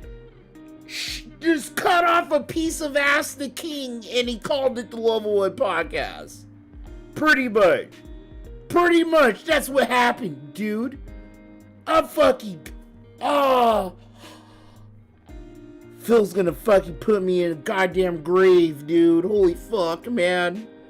And then the Ask the King... Let me click this. There we go. It's time for Ask the King. Still be working. Like, everything should still work now. Just trying to think of anything else I need to put in place. Phil. Oh my god, he's killing me today, bro. I think we're good. So, give me a second. Oh, I just gotta grab the hat, and we're gonna get started. All right, let me mute the mic, get the setup going, and we'll finish. Five Eyes, I'm fucking dead.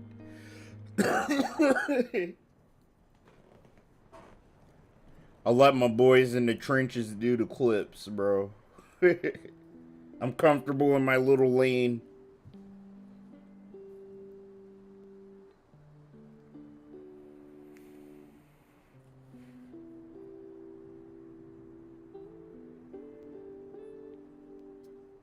Bro, what is he Dog, I can't. I can't with these new fucking animations, Phil. These animations. You know what, guys, before we start, one final tip came in super late, and it's... Bro, then save it. This is so stupid. This literally is like throwback Phil. Like before he put himself on the webcam. And he used to just have the transitions and he talked over it and shit. Damn, Phil, you came full circle, bro. This has nothing to do with Ask the King, so I want to shout it out now. It's a $1 tip from Bond, and they said...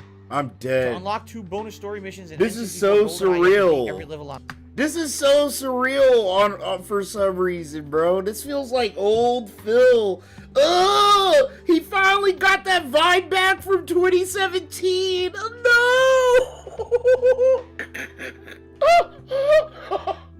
This is literally that vibe from 2017, homie. I'm dead. Shit. On hard. All right. I don't know what that has to do. That's what I mean. Like, what does it have to do with anything? Thank you for the $1 tip. Let's add that to the leaderboard. But that's neither here nor there. I just want to get that out of the way so I don't have to shout that out on Ask the King. Okay. Okay, we're going to start in a second. I can't.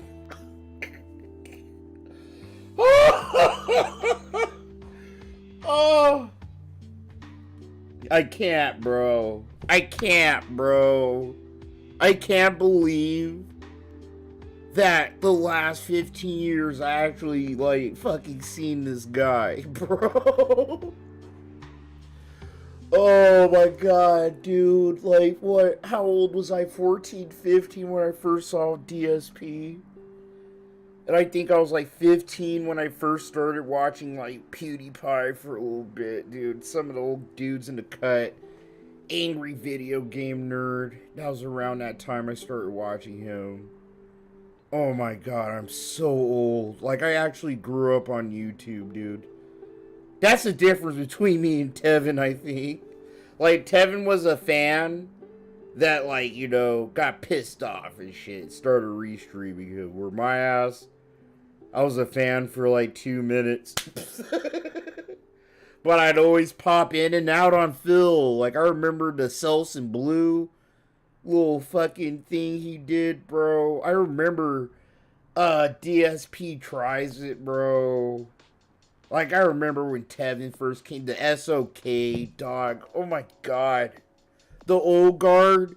Literally, like, the old guard went down in flames and only a few people kind of, like, survived all that fucking shit, you know? And it's like, bro, there's attractors I grew up watching that, you know, I'm kind of homies with now and talk to. That shit's, like, surreal sometimes, you know? Like, fuck, I made a lot of fucking dope-ass friends, bro. I'm trying to tell you, the tracker communities, motherfuckers that do their videos. And I think that's why Pastor Eric really did piss me off, too. It's like, Alright, Pastor, I do the same kind of content as you, like commentary, and it takes a little bit longer. You have to put in a little bit more effort and shit. But, like, there's a difference between an Aqua Teal video and a Duty video and a Snort Hogan video and a, you know, Snort Brunel video. Like, when you click on their videos, you're getting a little bit of that different comfort from them, you know? It's like comfort food. I call our shit, you know, like trash TV. It's like comfort food. It's like trash food, like macaroni and cheese, you know? You were to eat a fat ass bowl of macaroni and cheese. It feels good, but it probably isn't that great for you all the time, you know? And we're the cooks in the kitchen, and it was like Pastor Eric was like working at McDonald's preaching the Bible, and then he tried to like get into a real line cook job with us at a real restaurant where we're serving like motherfuckers that know how to like use their brain and they know what food tastes like and shit. And he tried serving McDonald's shit, and he got mad when he saw us cooking for main bit like fucking flambe and fucking we're serving we're serving fancy ass food, dude, with the sauces. Shit, fancy plating and shit. Like, Pastor Eric, literally, this is a perfect metaphor, guys. He's like a free buffet, you know? You go, like Golden Corral, you grab your plate and you just stack a bunch of garbage ass food on it until it's like this high, and you eat until you're full, and you don't go back to Golden Corral until like that one day where you're like, I feel like going to a stupid buffet for a second, right? But like our restaurants, it's like more refined food with good plating. It's smaller portions, but the plating is better. It doesn't look like a bunch of sloppy ass food just thrown on a plate and just, you know, someone just mashes into it. It's like, yeah, you come to the restaurant, you eat the food, you enjoy what you saw on the plate, and you leave. And you see what we have in store the next day, you know? I'm probably more like a higher end restaurant or some shit. I don't know where I fit in, honestly. I know I'm definitely better than Pastor Eric's Golden Corral fucking content shit. On there, right? Ask the king. Let's go. In a situation where I'm exposed to that kind of discussion, I basically avoid it. That's a good thing. There's a lot of people who said they were. Bro, yeah, the buffets at strip clubs, I fucking love them, dude. Because I don't follow those circles. I told my wife. Use it for professional. I told my wife how I used to like hang out at Christie's Cabaret, which is like, see, he knows. He probably heard of Christie's. Dude, it's like by this Waffle House in Tempe, like right by the freeway, the 60 freeway. And that was my favorite strip club to go to. It was very classy. Bro, I'm like looking over my shoulder. Dog, like before I met my wife, like, dude, I got so much action at the fucking strip club. It was nuts. Like, my life was really, it was like a movie sometimes, dog. I don't know what it was. You know, I'm not like a beautiful person or anything, but I'm handsome, but I'm poor. But like, when I went to the strip club, I was with other motherfuckers with money, and they give me a couple $100 for like lap dances and shit. So like, I'd end up like getting to play with pussies and strippers and shit, and getting strippers' phone numbers and shit like that, and getting to like, you know, hey, yeah, you want to have breakfast next door before you go home? Like the ones that were single, bro. I was going hard in the paint in my 20s, dude. I was literally like, bro, I was Christie's Cabaret. And they had, I told you guys about the Christie dollars and shit, so I won't go into the story about the Christie dollars. But pretty much Christie's Cabaret is like the Disneyland of strip clubs in Arizona. It's the best strip club in Arizona, hands down. And they have a full bar, and they have a fucking goddamn buffet and a little fucking kitchen and shit, so you can order food while watching ass. It's sick. Come on, they go together. Food and naked people. It's like ancient times, you know? No purpose. Yo, my wife's at work. I'm pretty sure she heard me, but if she wasn't working right now, I'm pretty sure she would be like, trying to hit me behind the head right now. Oh, she hates whenever I bring up Christy. She's like, ugh, yeah, well, get rid of those memories now because you're married. And I'm like, no, you won't take my memories away from me.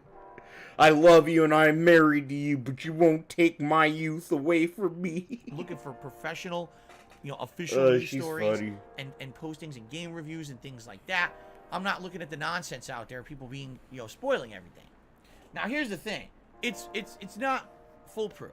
When you're on a stream, at any moment, some dickhead. Oh yeah, I told you, I got you, powerful. I'll try to save what I do in general, money, I rule of thumb where there's people who try to spoil shit for me. Has to be my first paycheck of the month. There's a giant paragraph out of nowhere.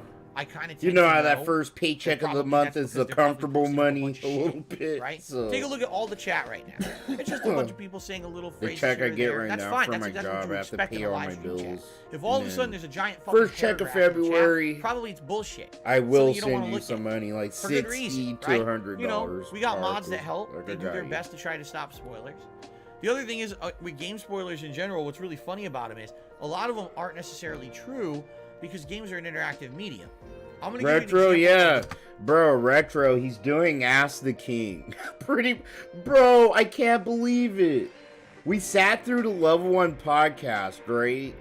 But the vibes were like Ask the King vibes, And then he low-key, sneakily, segued into Ask the King.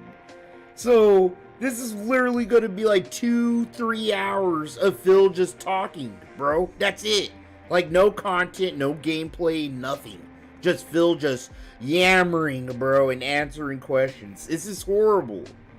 And I was telling everybody earlier, I actually took off work because I don't feel too great.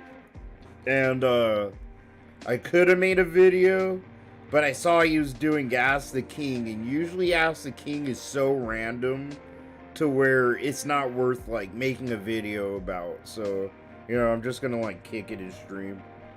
It feels good having company when you don't feel good anyways. I'm not gonna lie. The biggest game spoiler I ever got that ended up not being true, okay? So when Grand Theft Auto 5 came out, fucking Secret Asian, man. I want to say it was probably the second stream I had ever done of the game. Retro, so I said this earlier, but Phil, he spam uploads videos for ad revenue. So he pretty much did the Level 1 podcast, but it was Ask the King. He would say, oh, it is Level 1, because I talked about game news, but he answered 2 questions, So it was Ask the King, and he cut that off, and he was like, alright guys, that's it, this is a Level 1 podcast, stay tuned for Ask the King. And then literally, bro, he puts up his shitty Ask the King border, and goes on a minute break, and comes back, and he's wearing the cowboy hat. Bro, it was a lot of shit, dude. He ripped someone off for the gunner glasses. Someone paid enough for the gold for the gunner glasses. And he said, I can't wear the gunner glasses. Because, see, when I wear them, you can see the lights. Because you can see the circles from the circle lights. But, anyone that's seen internet content have seen content creators with circle lights in their eyes, or they're wearing glasses, and it's it's normal, Phil, and it's he's so new to having a circle light. So for him, he's that's low quality. That's not a good experience, Nort. To where a lot of people on the internet, that's just they don't even notice it. It's whatever, we know what a circle light looks like, and we know you're looking at it, I have one. It's literally pointed at me right now because I'm so dark and my apartment it gets so much light. So for my VTuber to catch everything perfectly, or if I was to use my live cam, I can have good lighting. It's just there. That's just what I have it for. Everybody that makes content probably has a circle light. Phil's the last one to get one, So he's just saying, yeah. So someone paid for the fucking gunner glasses, and they don't get the gunner glasses, right? And then Phil wants to act oh, well, when I'm playing games, I can wear the glasses, Snort. but not when I'm doing this. When it's like, bro, it's the same fucking lighting. It really is. I think he just like, turns off the lights and turns on, like, down the blinds so things are darker and you can see his LEDs. But it's just, it's all a scam. It's so stupid, bro. I'm like getting tongue-tied because he actually befuddled me that bad today. He actually is pissing me the fuck off today, dude. He's like on some scamming shit today, bro. He's scheming in the cut. It's so crazy. We had a group of trolls coming into the chat, and they were spamming, so-and-so dies at the end. And I can't remember who it was. Was it Mike? Who's the main characters? There's Trevor. Is it Mike? I can't even remember the names of the characters anymore in that game. But basically they were saying this one particular... Michael, right? They were saying Michael dies at the end. And they were spamming this in the chat to try to ruin it. And everyone in the chat was so upset. It's Michael, Trevor, and Franklin. Thank you, literally. I forgot all their names. I only remember Trevor because he's the nut job. Yo, and then he calls himself a hardcore gamer. Dog. I mean, I'm just saying, like, shit like that, hardcore gamers, like, no. They remember the fuck. Like, bro, we've been shoveled Grand Theft Auto 5 so many times. There's no way you could forget the names of the main protagonists of Grand Theft Auto 5, Phil. Right. Come on, dude. You gin brain. So, basically, you know, everyone got pissed, right? We were like, oh, man. Because we really didn't want to have the spot spoiled. This was going to be an ongoing playthrough that was probably going to be one of my biggest, most epic ones I'd ever done. When I was playing it, I was getting like 1,000 viewers a stream. It was crazy, I'm kicking right? it with the homies. And then, so I'm doing better than if I was just sitting here doing nothing. And I said to everyone, I said, listen. I had to take off work. Do me a favor. Don't believe it. Because even if it's My true, fucking throat hurts. we've got a giant journey to go through to determine how it's even happened. What's more Hope important you're is the doing story good. up to How that are you point. doing? Not the resolution, not how it ends, but what happens in between.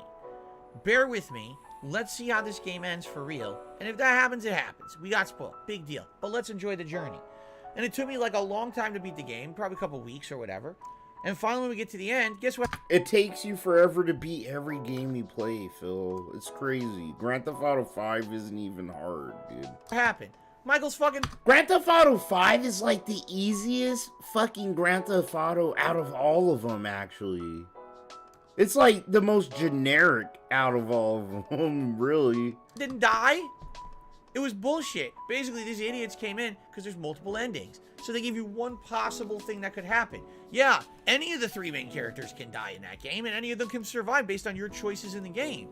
So, what a dumb spoiler, right? It was completely pointless. And that's what I mean. Like, that was the biggest, probably the biggest spoiler for me that ever happened. And it didn't really... That's why it was a troll, Phil. It was a good troll, you know? They got you to react about that, knowing full well that there was more than one ending. Come on, you dumbass. So I finally caught on! So now, whenever a spoiler comes in or whatever, I don't believe it. I'm like, you know what? Yeah, Franklin's the only character that can't die. Because, like, realistically, he's the main character. He actually is, like, the main character of Grand Theft Auto 5. Like, everything, like, really revolves around him. And Michael and Trevor are, like, side characters with their own beef going on. Because at the end of the game, it's always Franklin who has the choice of what happens. Like, if you team up with Mike and Trevor, or if you betray Mike, or if you betray Trevor, it always is, like, Michael, or it's always, you know, Franklin's choice. It's never anybody else's choice. And I always thought that. I was like, bro, this story really revolves around Franklin and, like, you know, the gang life and seeing two different sides of it. Like, you know, the rich guy that pulled off slick heists and the crazy guy that got rich, but he does a lot of reckless shit that could get you caught easier. It was a good story, but I liked Grand Theft Auto 4 more. I don't know. Grand Theft Auto 5, they really fucking fucked up not doing single player DLC. They should have. Like, I get them wanting to make their bag, but god damn, bro. They really had to, like, fuck off a lot of people. You know? That's how I feel. Like, they really fucked me off. I don't care for, like, Grand Theft Auto 5 online. You know? It's like, I really wanted to see more story DLC, if anything. You're getting half I think a lot of other people You're did, getting too. One piece that doesn't make sense until you play the whole game. You won't even understand said spoiler, right? Cletus, Ballad of Gay Tony was your fave. I liked it too. I like both the DLCs. That are exceptions to that. I mean, look at Last of Us 2. Ballad, what is it? Ballad of the Damned or something? I forgot the name of it. And the right? Like Ballad of Gay Tony. Everyone knew what the plot or was Lost going and to be. Damned. Was so pissy That's about what the it was. When it came out. And the Ballad of Gay Tony. I don't know how these companies are having all this shit leaked so early, except that they're basically giving their early copies to the wrong people. They really are. Lamar and Chop, I like Lamar and Chop. Of giving out early review copies. I love all the characters, dude, but it's like if you've been playing Grand Theft Auto, you know, you played every single one. You beat every single one like I did. Grand Theft Auto 5 was glaringly different, dude. Like, the story was fucking short as shit. It was short, bro. The game was easy. There wasn't a single mission where I had to restart it and be like, ah, fuck, you know? Like, all the missions were just like, my hand was being held the whole time, you know? And I think that's where the red flags for me were just like, the fuck? This isn't Grand Theft Auto. This is a little weird. You could control your cars in the air all perfectly, where some of the fun for me was like, you know, doing the geometry of hitting a ramp or something and seeing it just play out. But in this one, you can control the cars, dog. Literally, in midair. Dog, like, it isn't even Grand Theft Auto in a lot of ways. It's so weird. You know? And then, I played this shit day one, too. So what, they released online, and then you heard nothing about any single player DLC. And I think that's when I was like, no, what is this? What is this? You know? Like, this is a single player game. Like, y'all have no, you know, it was just like car pack after car pack. And then they're pushing the shark cards. And then they're, you know, it just got like crazy, bro. And I was like, bro, this game is like very boring. And the load times were fucking awful, dude. Like the load times again, the lobbies for matches and missions and shit was like 3-5 minutes sometimes, and it was like the worst experience ever. It was. Grand Theft Auto Online, when it first came out, was the worst thing I ever fucking slogged through, and I hated the fucking game after that. Like, I would literally just, I played the main story 3 times for the 3 different endings, and I just put it down. I played a little online, and like I told you, because of the load times, it was just like, fuck this. This is stupid. This is the stupidest fucking online game ever played. I remember it actually gave me mad. No! Like, this isn't even worth a second of my time. Takes like 5 minutes to load into a match. It was so shitty. And the next thing you know, people would people dropping out of fucking missions and shit. It was just like so fucking stupid and uncohesive when they first did it. And that's terrible, you know. I don't want to be spoiled on games at all. I don't want to know anything ahead of time. Like I've told you guys, one of the things that I love the most about games is that I don't spoil myself. When a game is coming out, I'll give you a perfect example on this one. Hogwarts Legacy, all right? So, I've been following Hogwarts. I actually was going to do a poll. I honestly don't give 2 shits about, like, J.K. Rowling and, like, whoever the fuck is sitting here all pissy at her. Because, you know, like, it'd be one thing if in the story there were, like, blacks aren't allowed in Hogwarts. Legacy for a couple. And transgenders aren't allowed in Hogwarts. But it's like, no. You know, it'd be like if Hitler did a video game of Mein Kampf. Mein Kampf, the video game. Mein Kampf Legacy or some shit. Yeah, I'd be like, yeah, nah, no, I can't touch that game, you know? But it's fucking Harry Potter, bro. Some of that shit's like, you know, low-key, some of the most magical times of my imagination reading those books. I had the original London prints, like the hardcover prints from fucking England that my aunt gave me, you know? Like, I love fucking Harry Potter, bro. The 5th book is my favorite book. The Prisoner of Azkaban, that's like the most coded fucking one. You know, so no. I'm actually gonna stream that one. You know, it's like a game that I want to play bad, but it's like, if I was to play it and not stream it, I probably won't play it because I don't care anymore for Harry Potter, but I do. So I don't know how to say it. It's just like, I'll stream that shit for sure. Because I do want to play it and see what it's about. Like, I played some of the Xbox games. You know, when it was like a third-person shooter, I watched a lot of the gameplay. And the gameplay looks better. It looks like some of the best magic, like, you know, gameplay in a Harry Potter game ever. You know, that's the shit I'm kind of sitting here like, bruh. Like, I don't want to sit here and shoot a machine gun out of my wand. I want to actually do some motherfucking spells, bro. I want to curse motherfuckers, you know. I want to freeze them in place and throw them into a wall. And the gameplay, bro, is sick. It's like you could straight up explode motherfuckers, dog. And that's where I was like, yep, let's go. I'm probably actually gonna get it. It's violent. Like, they're taking the kids' gloves off on this Harry Potter, it looks like. So I'll stream it. I'm gonna play that motherfucker, dude. Have some afro-ass, high-ass dude go into Gryffindor and get everybody high. I wish that was something you could do. That'd be sick. It would exist. I know basically the basics of what you can do in the game. I have not followed any of the recent information about the game. Five Eyes I'm Minecraft actually is DSP committing a blackout for myself.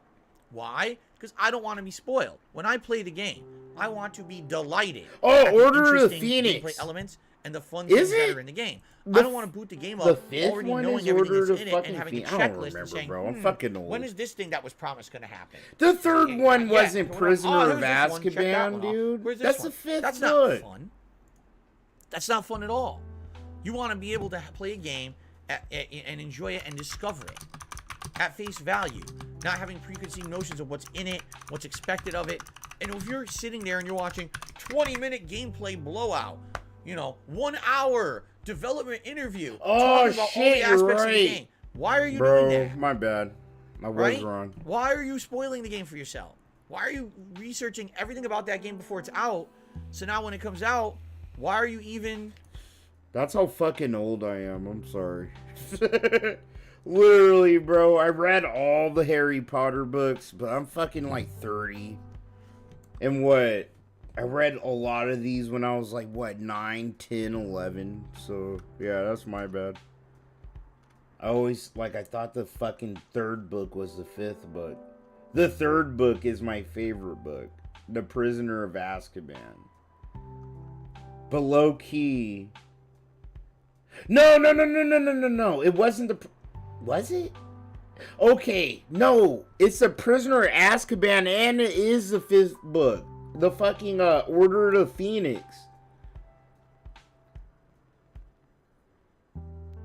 Yeah, those are my 2 favorite. Out of all of them, bro. Is the Prisoner of Azkaban and Order of the Phoenix. Goblet of Fire is my 2nd. And then honestly, my first favorite is the first Harry Potter book. Because, like, I'm a very I still have, like, a lot of imagination. As much as the world has stomped it out. Fucking, like, the first Harry Potter, I can never forget, like, you know, how much I used my imagination when reading the book to envision the world and all that other shit. So, yeah, my top 3 would be the first book, the 3rd book, and the 5th book. Because, you know, the 3rd book was when shit was, like, starting to heat up. And the 5th book was when you're starting to learn, like, a lot of the inner workings. And I think, like, Harry was, like, teaching the other motherfuckers how to, like, learn dark fucking... Or not dark magic, but... defensive magic? Which one was it, bro? That's what I mean. It all blends together. You know what I'm saying? For my ass. That really gets to me. And then there's some games that really get me. I start playing. I really do remember reading like the first, so you don't understand third, the elements. and the fifth and everyone book. yells at me, And those "Oh, were my well, favorites. why didn't you And I look read up the them all, game though. before it came out to know how to play it?" Like, what? Why didn't I look up the game before it came out to know how to play it? Do you even understand the purpose of a video game? The purpose of a video game is supposed to be a creative medium to portray something artistic and some level of entertainment. See, it looks like Fable with baked in transphobia. To enjoy. Well, if I play the game I'm gonna play it for myself. You know what I mean? Like, I have to play it for myself. And if I see anything that's like, I could see through the shit and it's like transphobic or homophobic, I'll just put it down. I'll just delete it and not play it again. Just, you know, mark it as a loss. But I'll stream it for everybody too. So if anybody sees anything that, you know, makes them feel some type of way, we could talk about it, you know. I like having discussions, so, you know, we could find some things and maybe talk about it, have a discussion, and do some deep diving on the fucking, you know, online while we stream. I don't know. It's like a good time to like learn some new things maybe. But it looks like a fun game so far. And I always wanted to play like a Harry Potter game where I felt like I was, you know, part of the school and I wasn't Harry Potter. This is the first Harry Potter game where you could actually like be yourself probably in a Harry Potter game and you're not like Harry. Something, then it's not the kind of entertainment I'm looking for, you know? So that's what I mean. Like, I want to stay oblivious to what's going to happen, because if you do, Deathly then you can actually Hallows get those is dope. genuine moments of wonder and joy and shock and surprise and whoa, I didn't know that was in the game. Wow, that's cool. I didn't know that was going to happen. Wow, what a twist in the plot. If you do all this preconceived research and everything, how on earth are you going to enjoy that game at face value? How she's not involved with the game. She just I think a lot of makes people bank off just the win IP. this I'm pretty sure these days, and I don't know why. Like, I know that's what it is. I think the modern, but you know, that today part of me probably thinks she might have rolled through the studio. I don't want to know every aspect of everything. Yeah. I try to avoid, and again, I do my best, but you can't. It's like one of those IPs for her where you do your best. She probably isn't involved, but she probably has like 1%. All right, fair enough. Involvement. Let's continue on. Our next question here. Like, I want this to be like this, or this has to be like this. Sounds good to me. Our next question is from another channel member by the name of 1 Minute Sam. Sounds a little familiar. And they answered the following. I have got a question for you. Hold on, because I have to ban an idiot. He has to lean on somebody. Let's go. Okay. I should be looking at chat. I'm glad you have a question, 1 Minute Sam, because that's what the show is for. It says, given a significant amount of AAA games that are now on average starting to get longer, have you thought of a different way in which that you can structure your streams? I understand you're a variety streamer, but I do think that you could still be considered a variety streamer while playing more of a game if it's played in a shorter time frame. Excuse me.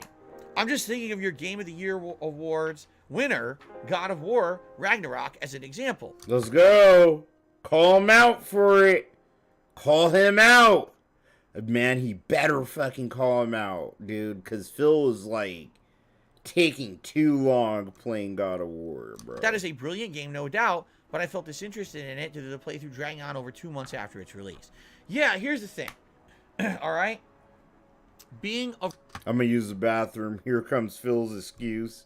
I can't wait. I can't wait to hear this excuse. Variety content creator is a double-edged sword. For sure. All right? Because here's the positives and negatives. There's one really humongous, overpowering positive, and then there's a couple of negatives. All right? The overpowering positive is that being a variety content creator, you will entertain a wide audience, you will retain a wide audience, and you will have people coming in from all walks of life, all over the world, to enjoy and support your content. All right? As they say, I'm a jack of all trades.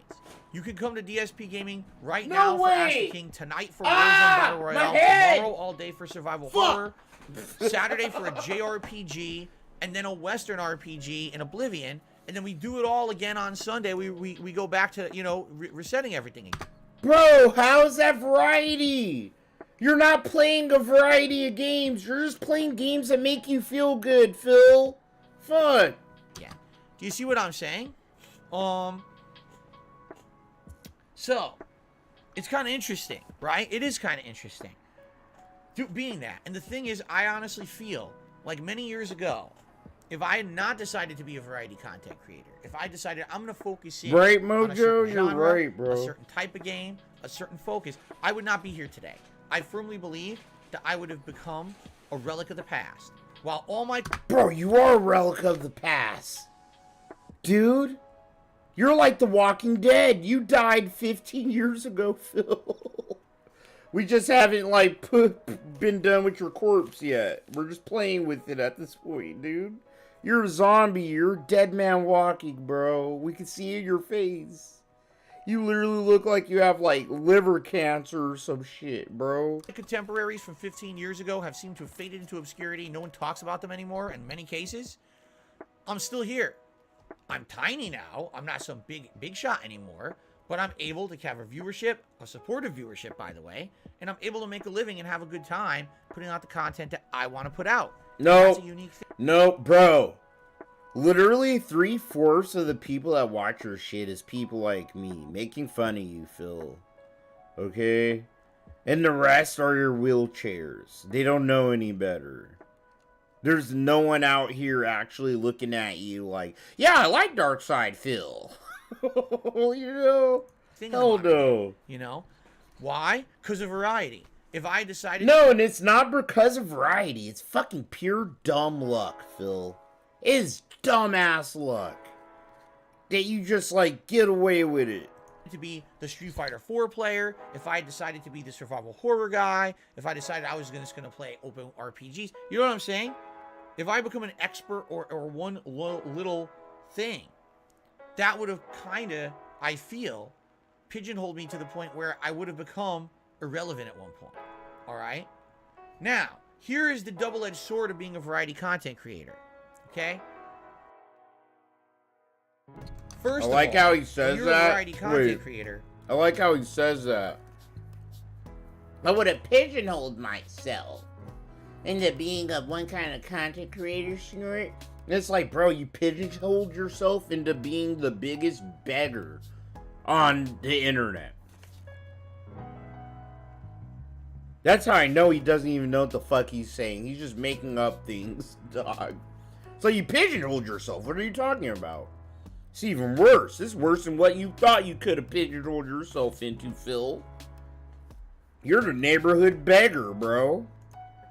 You're a jack of all trades, but a master of none. Right?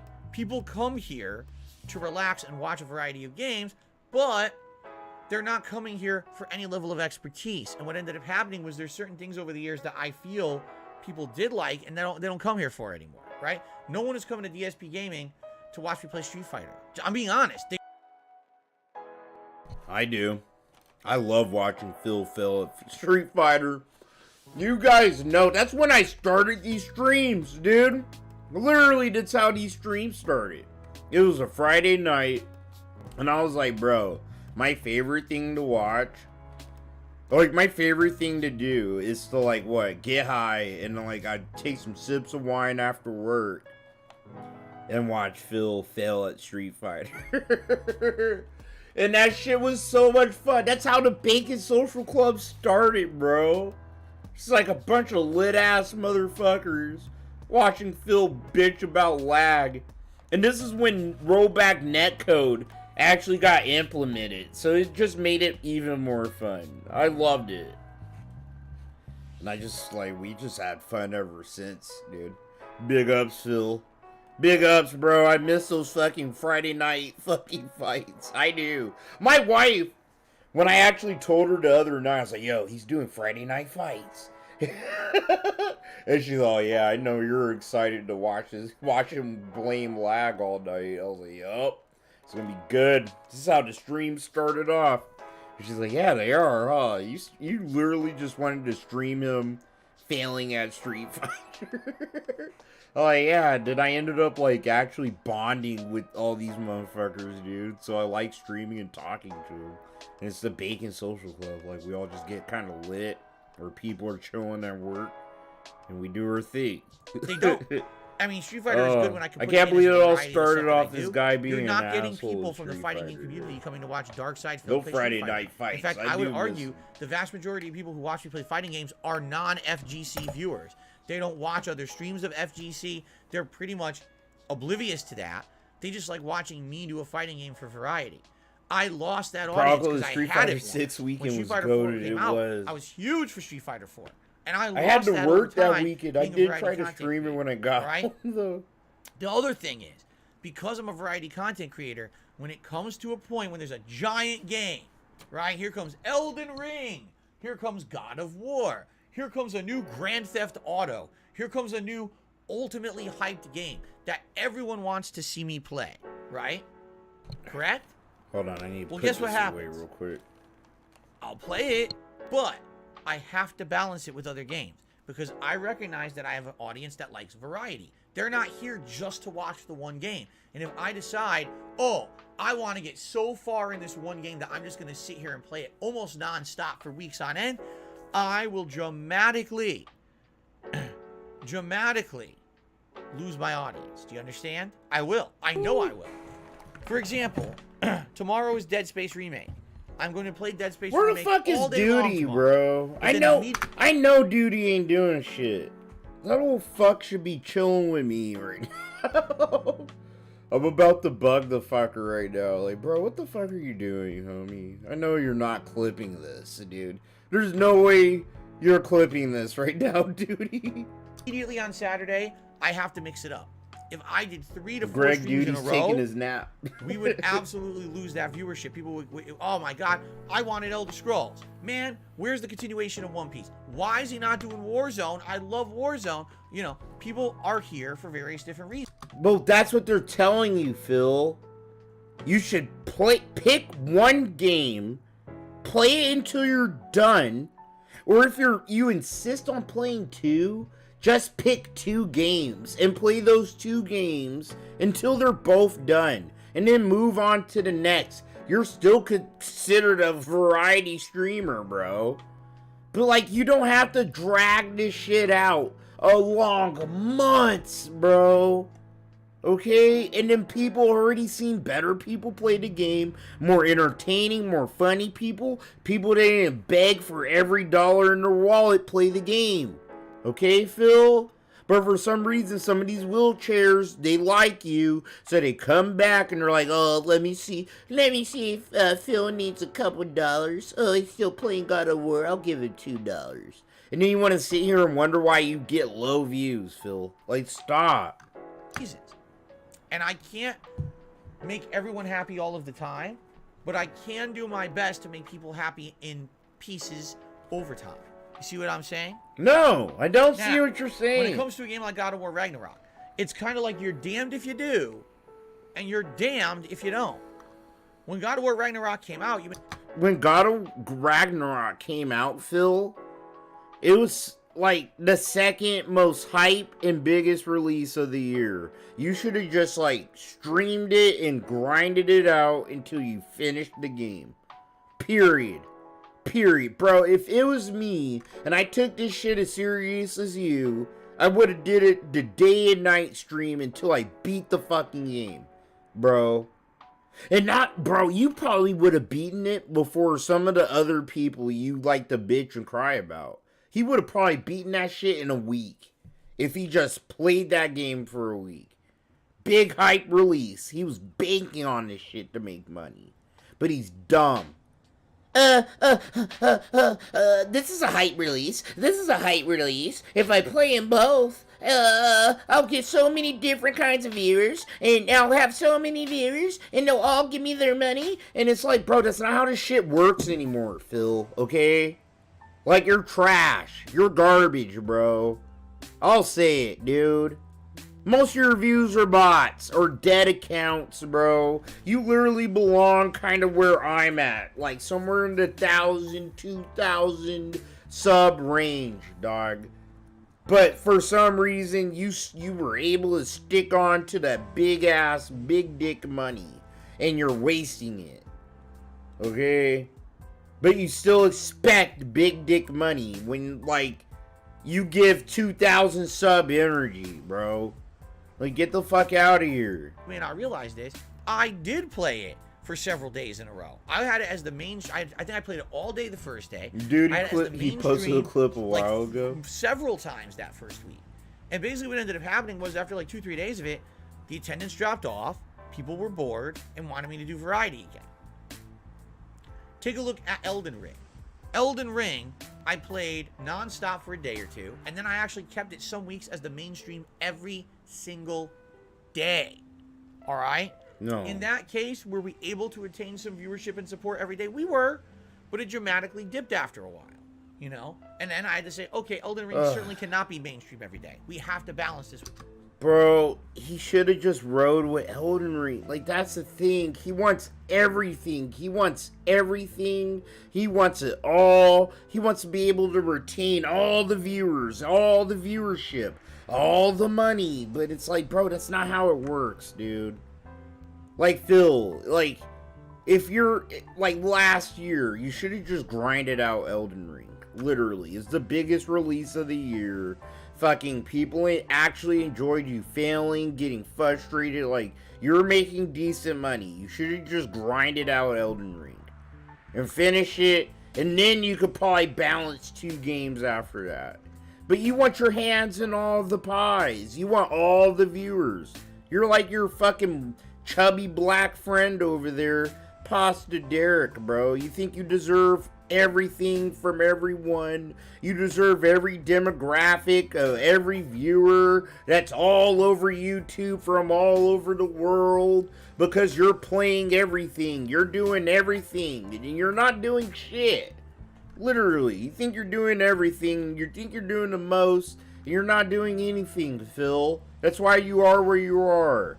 You literally have to beg your viewers to make your thumbnails, to make your fucking YouTube shorts, bro. Dog, your borders. You don't do anything, bro. Alright? A single thing, like at all. It's so amazing. With other games and other things that you guys want. You know what I'm saying? So, that's the thing. Like, being a variety content creator, I can't do what a lot of other content creators do. I'm well aware that a lot of other creators will get a game that's a big-ass AAA game, and they'll just sit there and they'll play that game endlessly for 2-3 weeks till they beat it, right? A game like God of War that was 60 hours, a game like Elden Ring over 100 hours, they sit there and they just play it non-stop. That would actually isolate and annoy... They don't play it non-stop, Phil. Okay? They do what you do, but less egregious and less disgusting, okay? They actually, like, will grind the shit out of a game and make progress, Phil, and post it on YouTube. And he'll actually talk shit about people who do this. They'll edit out a lot of dead air and a lot of dead fucking time. So say they're just, like, you know, dying against the same boss to a point where it's, like, gonna get annoying to watch. They'll just edit that out, Phil. Okay, until they get to a point where they beat the boss. It's like they know how to present their content to their audience, and you don't. You think just you, hey, I'm Phil Burnell. Snort. You guys should give me all the money you have because I'm genuine and honest. Snort. It's like Pasta Derek, bro, and how creepy he is. I only respect people who show their face and their name, Snort. And it's just like, bro, go fuck yourself. Okay, Phil? Like, you're not satisfying anyone. And then he has the nerve to say the same. Master, or what is it? Fucking... whatever, fuck. I'm fucking almost drunk, dude.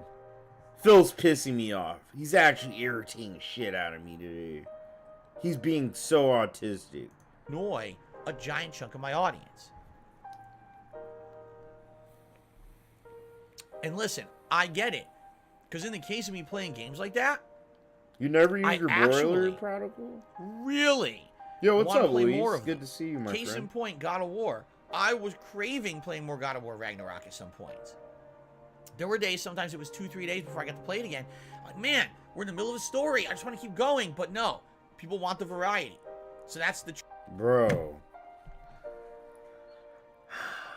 People aren't sitting here, Phil, flooding your inbox, flooding your Hotmail, flooding your DMs or anything, going, Phil, it's been 3 days. If anything, people have been like, Phil, why don't you just keep playing God of War and finish it?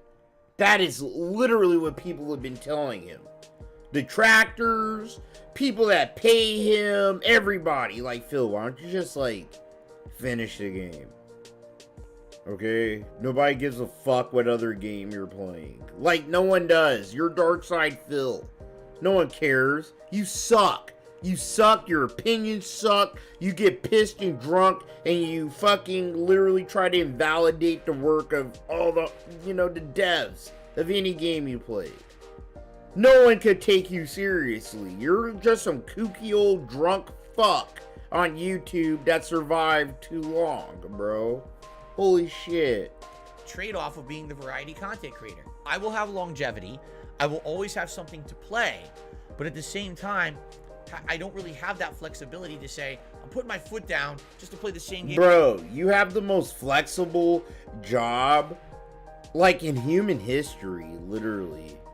You make more money than you deserve to make, bro.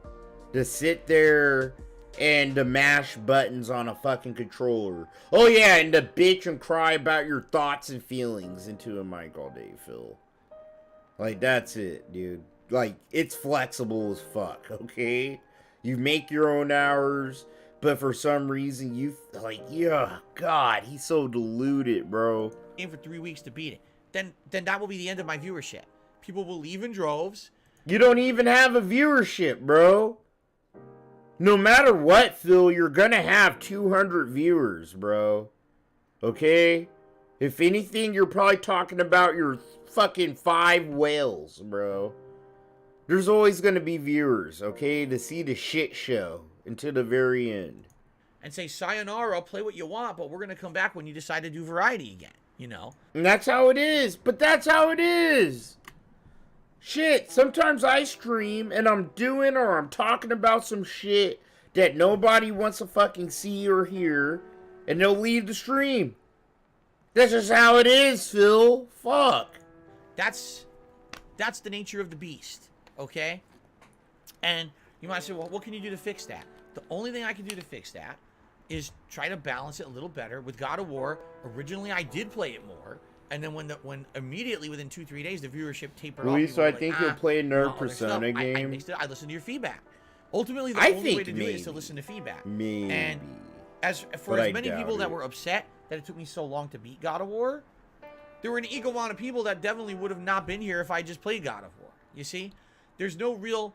Yeah, Five Eyes. I'm not holding you fucking hostage. Golden balance to anything. All I can do is always play it by ear. Try to take in your feedback.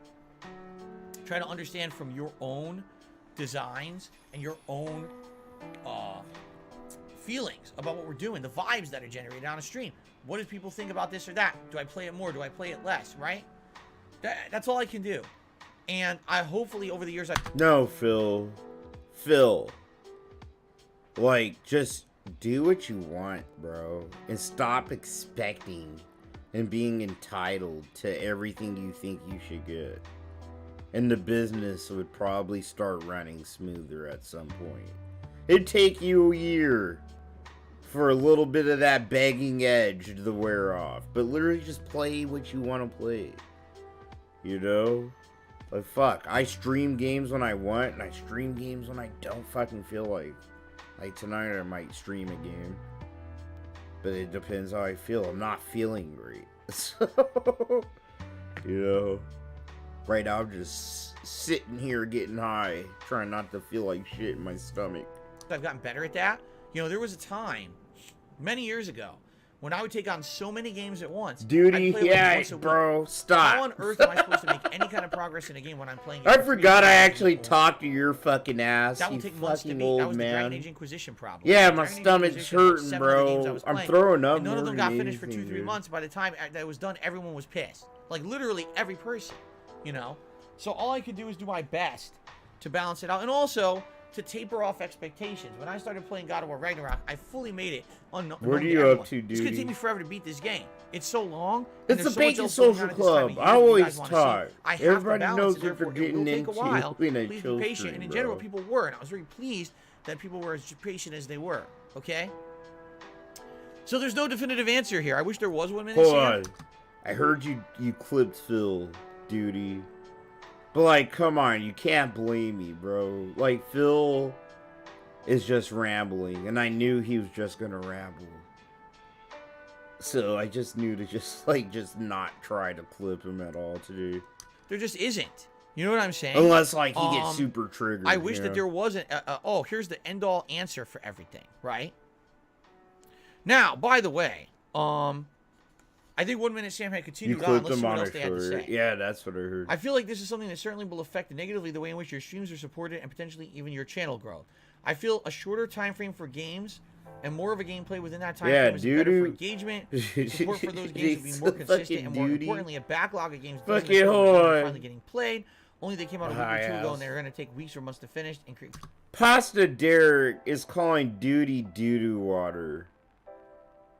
And, you know, he's just, like, resorted to using all these degenerate-ass, like, autistic child fucking, you know, fart jokes and shit jokes. And it's very fucking boring. And it's very immature for a man of his age. You think a man his age would come up with, like, better jokes, you know, or better metaphors to make fun of fucking duty? But he can't. Creates a cycle. I appreciate the change in direction of your channel. Keep up the great work, Phil. So again, yeah, that pretty much. Yeah, he calls you doo-doo toilet flavor water. Like, what the? Basically, what he's saying, I agree with. I just wish that there is no solution. Some baby kids insults and shit. I do my best to. I would have played more God of War, probably that first week if more people had attended, more people had said they wanted more of it. But actually, what happened was the attention Drums, dipped off. You got it from so Phil. attention is dipping off. I know he did. And people want variety. I'm going to give them the variety they same want. jokes Phil loves you to know? act at. Elden Ring did actually retain pretty good viewership and support for about a month, and after the month, then it died, and then I started bouncing. Yeah, exactly. Stuff. Definitely, the support was going woo. People were telling me they were bored of it, which I don't blame them, because you get to that second half of the game. That's why I'm not giving the whole game already, the dude besides the final bosses. It's like. Like, he calls us schoolyard bullies. He acts like we're bullies, right? Where it's like, bro, we're just, like, calling out. Like, yeah, we crack a lot of jokes and shit. But they're true. You know, our jokes are so soaked into truth. Because we're making fun of a fucking 40-year-old degenerate that doesn't know how to save a single dime. And he makes $100,000 fucking dollars a year. You know? And that's how you could tell this dude is jealous, because he's like, what's his main thing he's been going on? Like, yeah, he's talking shit about duty. Yeah, he talked a lot about, you know, little shit about me and Snort. But he's sitting here like, you know, you can see the forest through the trees. And his main point is, everything I have to say about Phil is what you should listen to and enjoy and give your likes and subscribes and memberships to, because I'm not being as harsh on Phil as they are. And they're being harsh on Phil, so he's looking at duty, and then he sees literally, like, a bunch of people talk shit about him, but it's like, duty's, like, the biggest fucking, like, one of the biggest detractors, bro.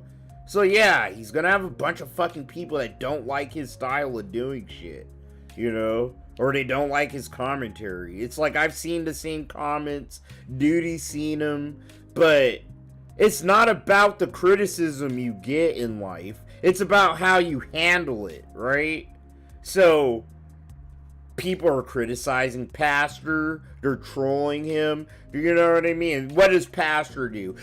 I'm gonna turn the comments off. I'm turning the comments off. So I don't have to see these things that hurt my feelings or actually call me out for my bullshit. I want to sit in my little bubble and just drop video after video, community post after community post in my little echo chamber and think they're fucking good. I want to think I'm fucking, like, like as good as I ever thought I was. Because I'm calling out someone that people on Reddit, literally, bro, this stupid retard is on Reddit thinking it's the end-all, be-all of sources and information. He actually said that, almost, pretty much, word for word. I go to Reddit all the time. It's a good place with journalists. The journalists go here and they get their sources. And it's like, bro, you're a fucking boomer, bro. It's like he never heard of the phrase, don't believe everything you hear on the internet. And then these motherfuckers forget, it's like, bro, I talk to Duty, like, you know, we're not best friends and shit, but, like, dude, like, we talk to each other every day. Like, we both have a good clue of each other's personal lives, and I can honestly say, it's like, no, Duty's, like, you know, he's a good man, he takes care of his fucking family, and he does this as a hobby. Like, he had a career, he's fucking retired, bro, he's chilling. He does this for fucking fun. Like, I have a successful career, bro. I have a degree, a successful career, and I do this for fun on my free time, bro. You know, because I'm an introvert. I don't go out to bars and clubs all the time. I tend to keep to myself and play video games, watch anime, and I, like, kick it with my son and my wife.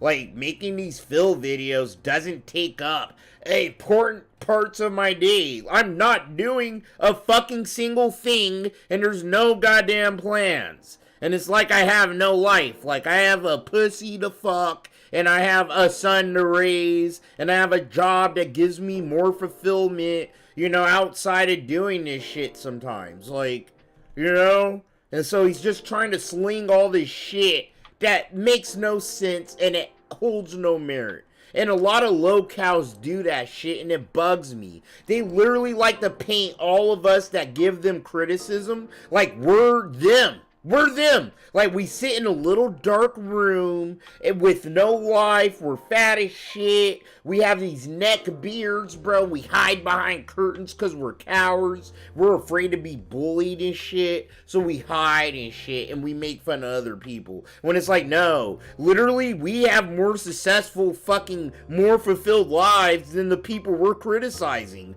Or we've been in their position, and we've actually had common sense to make it the fuck out. So we look at them, we're like, bro, what the fuck, you fucking clown?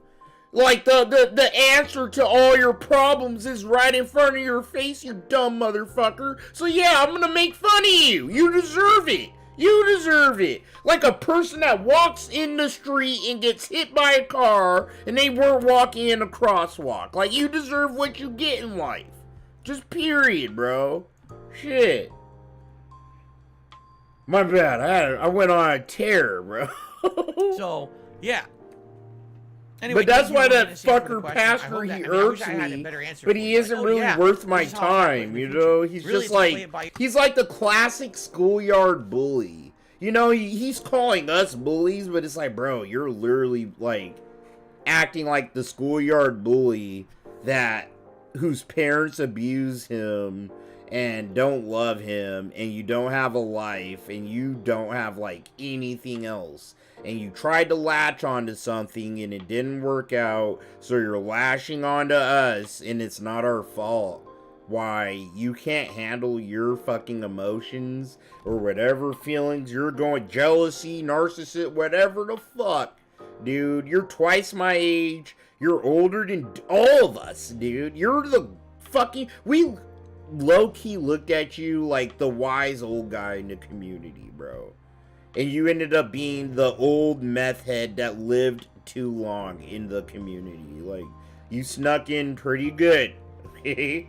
That's why you're bad. I have to call him out for that. That's why he's mad. He got called out, bro. If they're loving a game, play more of it. If they don't, play less of it. Like, it hurt my feelings. You know, I'm a human being. It hurt my feelings if someone called me out and it all made sense.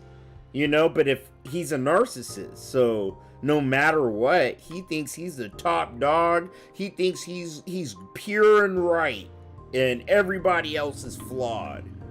Okay, and that's why it would never make sense to ever make peace with him.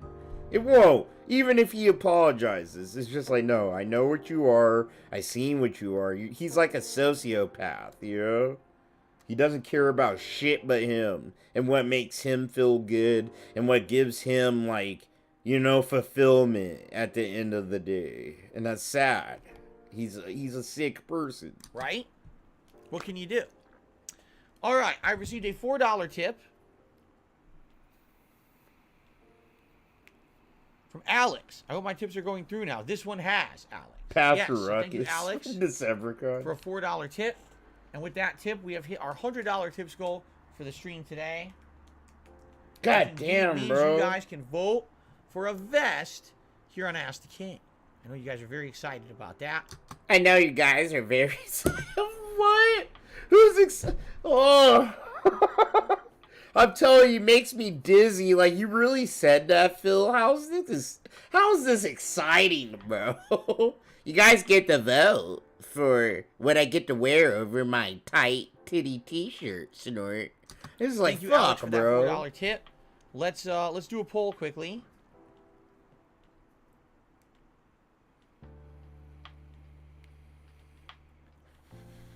He did. Which yeah, vest Snowcrawl, is Q&A best? Let's do the McFly vest. Like with Snowcrawl, he's like a wild card, bro. Sometimes his questions hit. Sometimes they miss and go right over Phil's head. But when they hit, bro, they hit pretty good, and it's good content. Let's do the original beige vest. Let's do the gold vest, and let's do the denim vest. It is, bro. It's the same vest every time down here. Very nice. Kagome, I will see you for Warzone tonight. But I think he only has like 6 or 7 vests, right? Or 5 at the low count. I forgot how many vests he actually had. All right. Purple Pickle Yum Yum did a super chat. Howdy McCree Yeehaw. I think I'm far from any kind of Overwatch character, but thank you very much. Purple Pickle. I'm going to check the Pasta Derek count. Let's see where her subs are at right now. That's been a fun pastime for me. I'm not going to lie. We still have ways to go before the break. Just seeing how far his subs have been. Our next question is from Guitar Player 1939. He says, you know, I started playing Persona 5 recently, and I'm really enjoying it, but, you know, I just don't like the school/life simulator part of the game. What's your opinion on games that take it this route? Well, bro, that's the dopest part to me, because it made it feel like you're part of a bigger world than just what's happening in the story in Persona. Like, it felt like you were an actual character, like in an anime. Like, you know, like you had to go to school, you had to like go to class and shit, and you had to like actually like talk to your teammates and bond with them and shit. And bro, and the music in Persona is so cracked that you could be doing anything boring in Persona and it's still fun, because the music is very fun in Persona. Like, literally every soundtrack in Persona, I'm just fucking bopping my head the whole game. The whole game. Here's the thing. We have plenty of games out there that go the more fantasy route. And when I say... Dude, I think he gained a sub, bro. Dude, the guy gained a sub. He was at like, what, 725 this morning? I think he gained 2, dude. He's like 724 at one point. 726? Damn, bro. Nah, I've been keeping up with him, dude, behind the scenes. Like, that's been my pastime, bro. Like, going on my phone and seeing where his subs at. And that's what makes it funny. You'll post where his subs are at, and I'll start laughing. It's like, bro, it's like me and Duty literally checked it at the same fucking time, bro. Yeah, nah, he ain't doing too hot. Hold on, let's see his last community post. I'm trying to tell you, dude, he's petered off, you know? New video coming. 2 topics, repetitive content on YouTube. We going back into Reddit, because that's all I have to roast Duty. Like, that's how he should have worded it. I'm going back to Reddit, because that's all I have to give my confirmation bias, pretty much, you know? Things I don't like about Duty, sometimes on Reddit, they confirm it for me, so...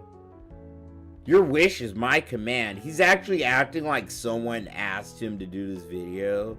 It was probably Drax or that other small dick motherfucker, bro. Your wish is my command. Like, he's still acting like he can still, like, fish members. Like, your wish is my command. It's like boomer manipulative talk. It's like the same shit Phil does, you know? Oh, yeah, you guys want this. You asked for this. That's pretty much, it's an inverse of what Phil does. Oh, hey, here is a spoiler for rest of Phil videos. Low support, PC, he isn't even talking about the PC. Once audiences have paid, disaster stream. He doesn't have disaster streams. He usually makes his money. You don't even know what a disaster stream is or looks like, Pastor. Rant of any combination of these listed above. Bro, it's just gonna be low support once audience have paid. Like, Pastor, stop. Stop,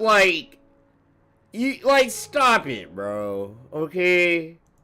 I don't know what you're trying to do at the end of the day, but you're still putting Phil in your thumbnails, okay? Like notice this.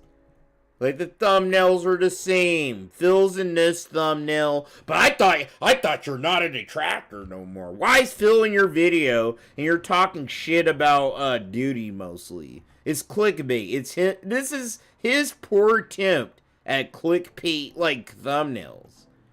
Pretty much. Like, is that a Nissan, bro? James Charles? One of the Paul boys? The Ace? Like, these are vanilla people on YouTube that any motherfucker that doesn't know shit about YouTube, but they look up their first drama video, they'll fall into the rabbit hole of knowing all those people on his thumbnail. Including Phil. And I think that's how he found Phil. I think it started out with these people and then he stumbled on Phil. And he's like, oh, I used to be just like Phil. I'm still just like Phil. I can make money off these motherfuckers. You probably heard some of our stories. I'm pretty sure it started with Tevin, dude. I'm gonna blame Tevin like Phil does.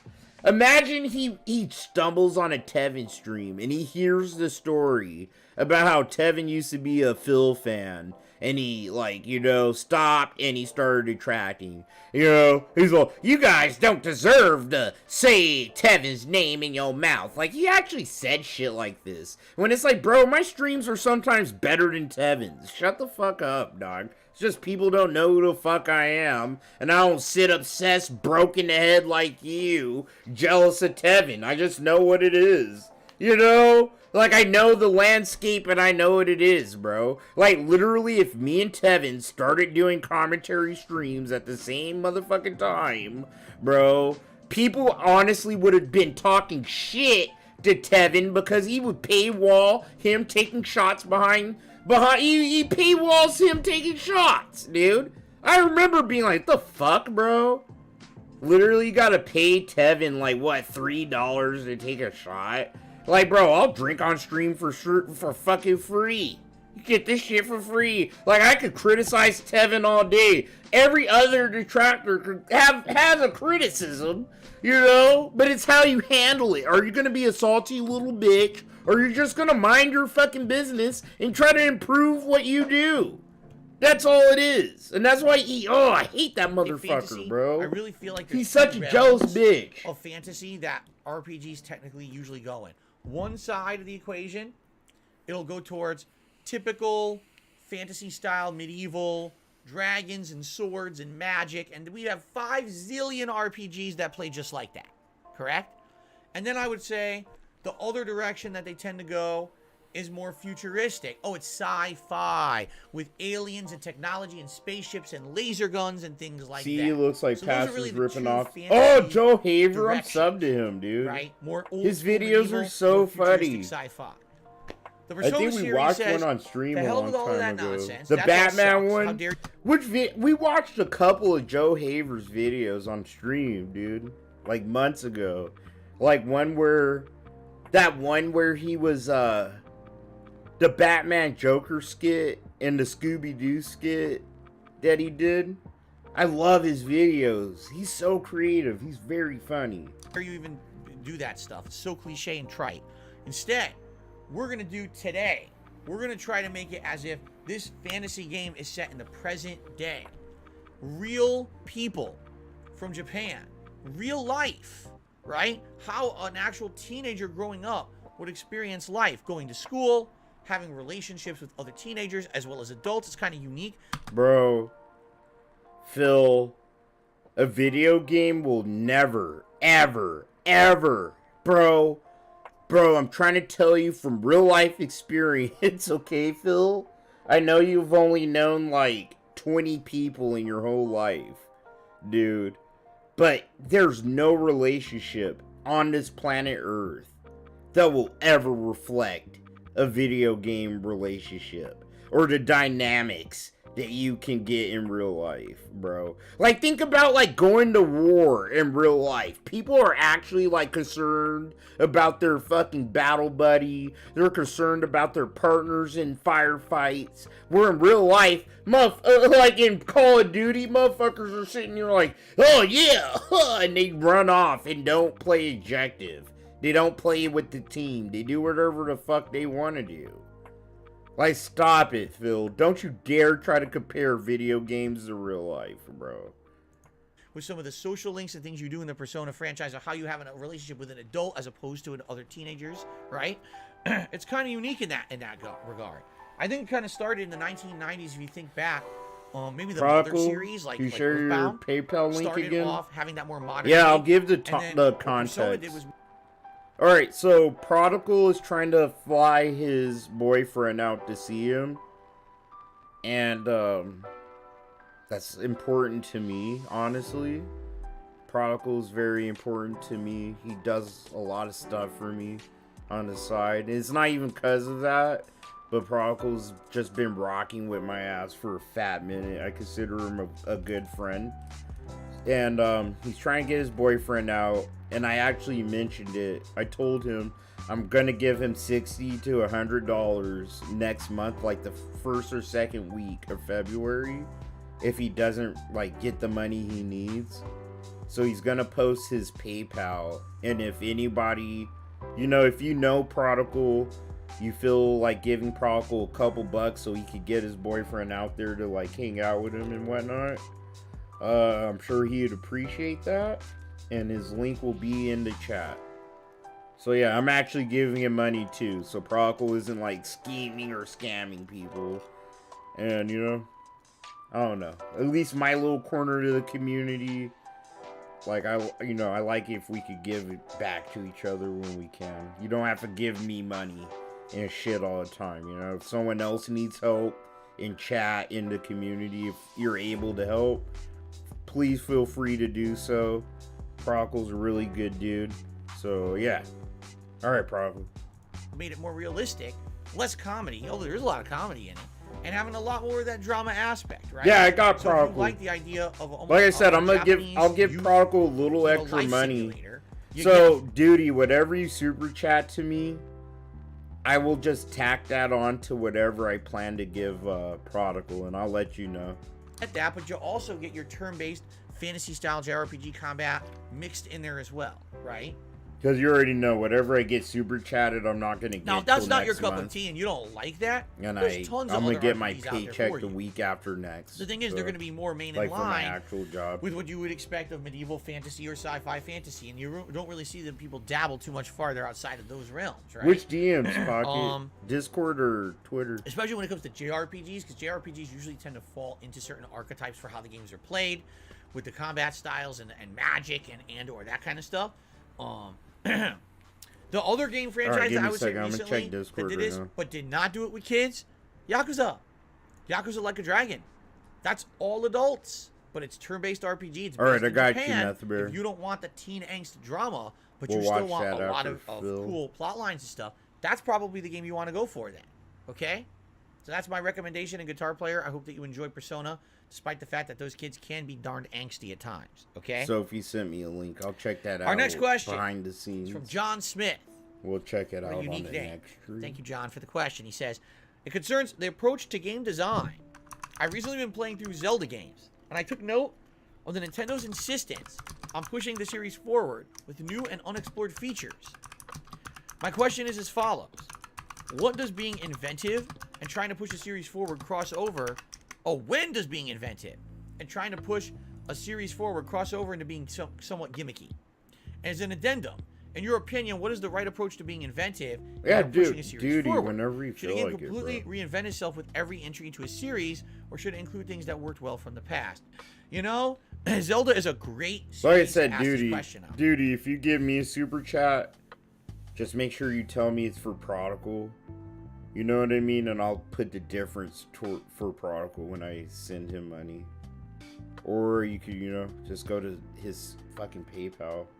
So I think that's what I'm gonna do. I'm finally gonna make like a PayPal and shit. I'm not gonna use it on like, the channel or anything, but I'm noticing as I get older, a lot of people use PayPal and all these like Venmo and shit like that, and I need like that to be able to give people money sometimes. So I'll look into that. Because it does feel like with different generations of Zelda that it keeps trying to reinvent itself in different ways. The original Zelda was a top-down adventure game. Yo, thanks, E. With RPG elements. The thanks sequel for helping out Prodigal. I appreciate action that, dude. Game I'm sure Prodigal appreciates They it feel too. completely different. Zelda 1 and Zelda 2 don't even feel like you're playing the same game, right? But after Zelda 2 being an experiment, Prodigal for only $30 like for the gutter glass. Then for Zelda Link to the Past, they went back to the top down, back to that kind of formula. But what they did is they advanced the engine. They now have better graphics, more interesting puzzles, and aspects to the gameplay that weren't part of the original Zelda game. Almost as if they had undone the changes they had done in Zelda 2 to go back to its roots, hence Pocket the two past, big flying but also bills. advance it with better graphics, better music, and interesting Throw Prodigal $1, right? Pocket. Then all of a sudden the N64 comes Stop out. talking like, all oh that my big God. shit. It doesn't even feel like Zelda anymore. For people who had played the previous Zelda games, Zelda 64. Hope one of the hobies out. I mean, really, the only thing it retains is some of the enemy types. Outside of that, it's a totally new franchise. That's what I didn't like about Zelda 64 was I loved Link to the Past, and when I was playing Zelda 64 on N64, I was like, this doesn't feel any. Bro, there's no game, Phil, called Zelda N64. Okay, it's Majora's Mask. And the other motherfucker. I played Majora's Mask. Fuck. I'm fucking old. I'm forgetting things. I'm forgetting things. Majora's Mask? What's the other one, dude? Anything like Link to the Past. Like, it just feels so dramatically different. Oh, yeah. Ocarina of Time. And then I played, what is it? Age of Seasons? It's like the ones where it's a fucking Zelda game on Game Boy Color where you could change the seasons and shit, dude.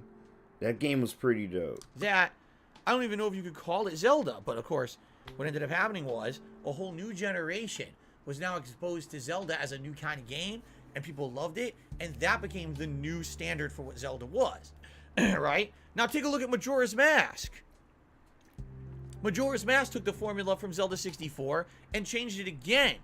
There was not a game called Zelda 64! Bro! Stop, you gen-addled fuck!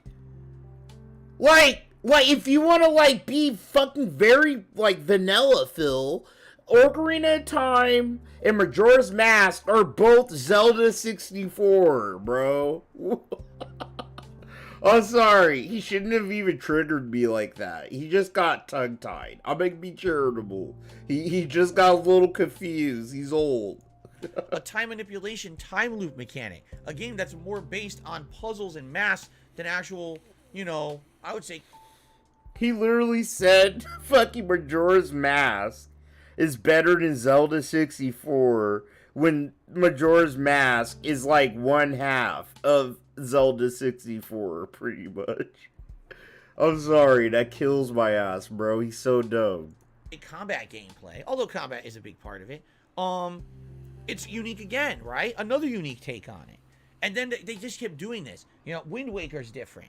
You know, I didn't get both of them. Skyward I got Sword Majora's Mask. Twilight Princess is different. Each one pushed forward something new and interesting. However, yes, I called it Zelda 64 instead of Ocarina of Time because I want to hear this excuse. Let's go, Phil. I'm so glad someone in chat fucking called him out for that shit. Let's go. Oh, thank you, bro. They all don't use electric wheelchairs. Some of them actually have to use their arms to get around. Fuck. I'm so glad someone called him out. I think all N64 games are called 64. No, they're not, Phil. But they're not.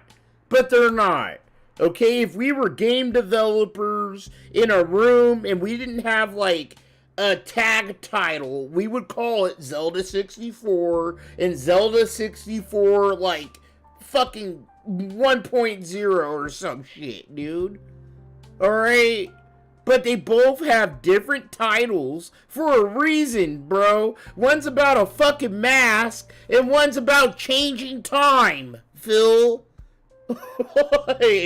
Like, if you're trying to be technical, that's why I called it Zelda 64 like you did. But just to call out how stupid you are, bro. But here you go with your dumbass excuses, dog. Instead of just going, hey, yeah, sorry, my bad. I'm old and I got confused, you know. Instead of just saying, sorry, I was confused.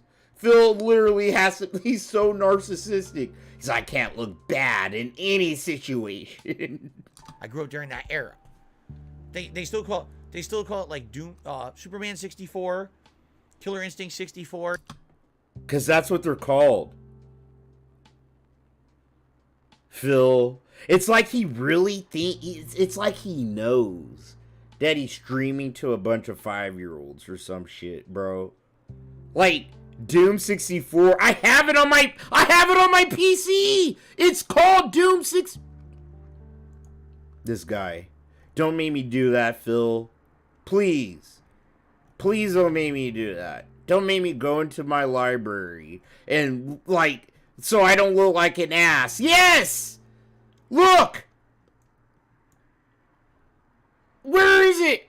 I lost the window. Oh no, bro. I'm sick of this mouse. Mouse, please stop it. It won't let me drag it. Just let me drag the fucking window, you asshole. Fuck! Fuck this fucking mouse! It double clicks, but it won't let me drag and drop. There we go. Yeah, I have Doom 64 on my PC, bro. Not every game was labeled 64, dog. A lot of games had a tagline. Like, I'm sorry I had to call Phil out on that. But he calls himself I'm a hardcore gamer. I'm a hardcore gamer. But it's like, he doesn't fucking know shit about games. He never did, bro. Even though it's Killer Instinct 2 or Killer Instinct Gold, Mortal Kombat 64, it was actually MK Ultimate, but everyone called it everything 64 back then. So I called them all 64 because I cannot grow. I have to say I have 64. Anyway. The one that I think they went too far was definitely Skyward Sword. And if you watch my playthrough from back in the day, fucking poser. Skyward Sword. Why? Because they... Isn't that a 90s word? We all called people posers back then, like the early 2000s. You fucking poser. Turned it into a motion control gimmick. And here's the thing. If you want to add new gameplay elements, turn Zelda from top-down to 2D side-scrolling. Okay? Turn Zelda from top-down to a 3D open world. Turn it from 3D open world to masks with puzzles. Now you have an exploration mechanic where everything's water. Turn it into... You know what I mean? I can keep going on with all the gimmicks of the Zelda franchise over the years. The one that stands out to me that did not work was the motion controls. I can tell you definitively, Skyward Sword is a better game without the motion controls. Because I played the one without the motion controls. God, dude. Talk all the shit you want about Wii motion controls. Those are the first motion controllers that actually worked. They weren't like gimmicky. I mean, they kind of were. But nah, I've been using this shit my whole life. Those Wii remotes were the first motherfuckers that actually like worked right. Yeah. Wait, what did you do? It's just another so bad it's good movie where the lines are terrible. The patron shoutouts, we got a good amount of forum questions, and then we have some Twitter questions. So I think what we'll do. Does he actually print those out on fucking paper? We'll take a break if you're watching this on demand on YouTube. Oh, no, yeah, he is. He's taking a break. What the fuck? Dream. She's looking at the chat or whatever, and she got... I'm so glad I paused and react so much. I could just skip through all that shit. I'm about to say, bro, like, no way, bro. No way you're taking... I'm gonna watch you take a break because you talked for an hour. Come on, $20 or more pledge a month. And that's why I'd be taking pee breaks on stream, like right now. I segued right into that. Many different ways to get your questions answered, okay? Without further ado, let's get back into it. Our first question of part 2 is from Purple Pickle Yum Yum.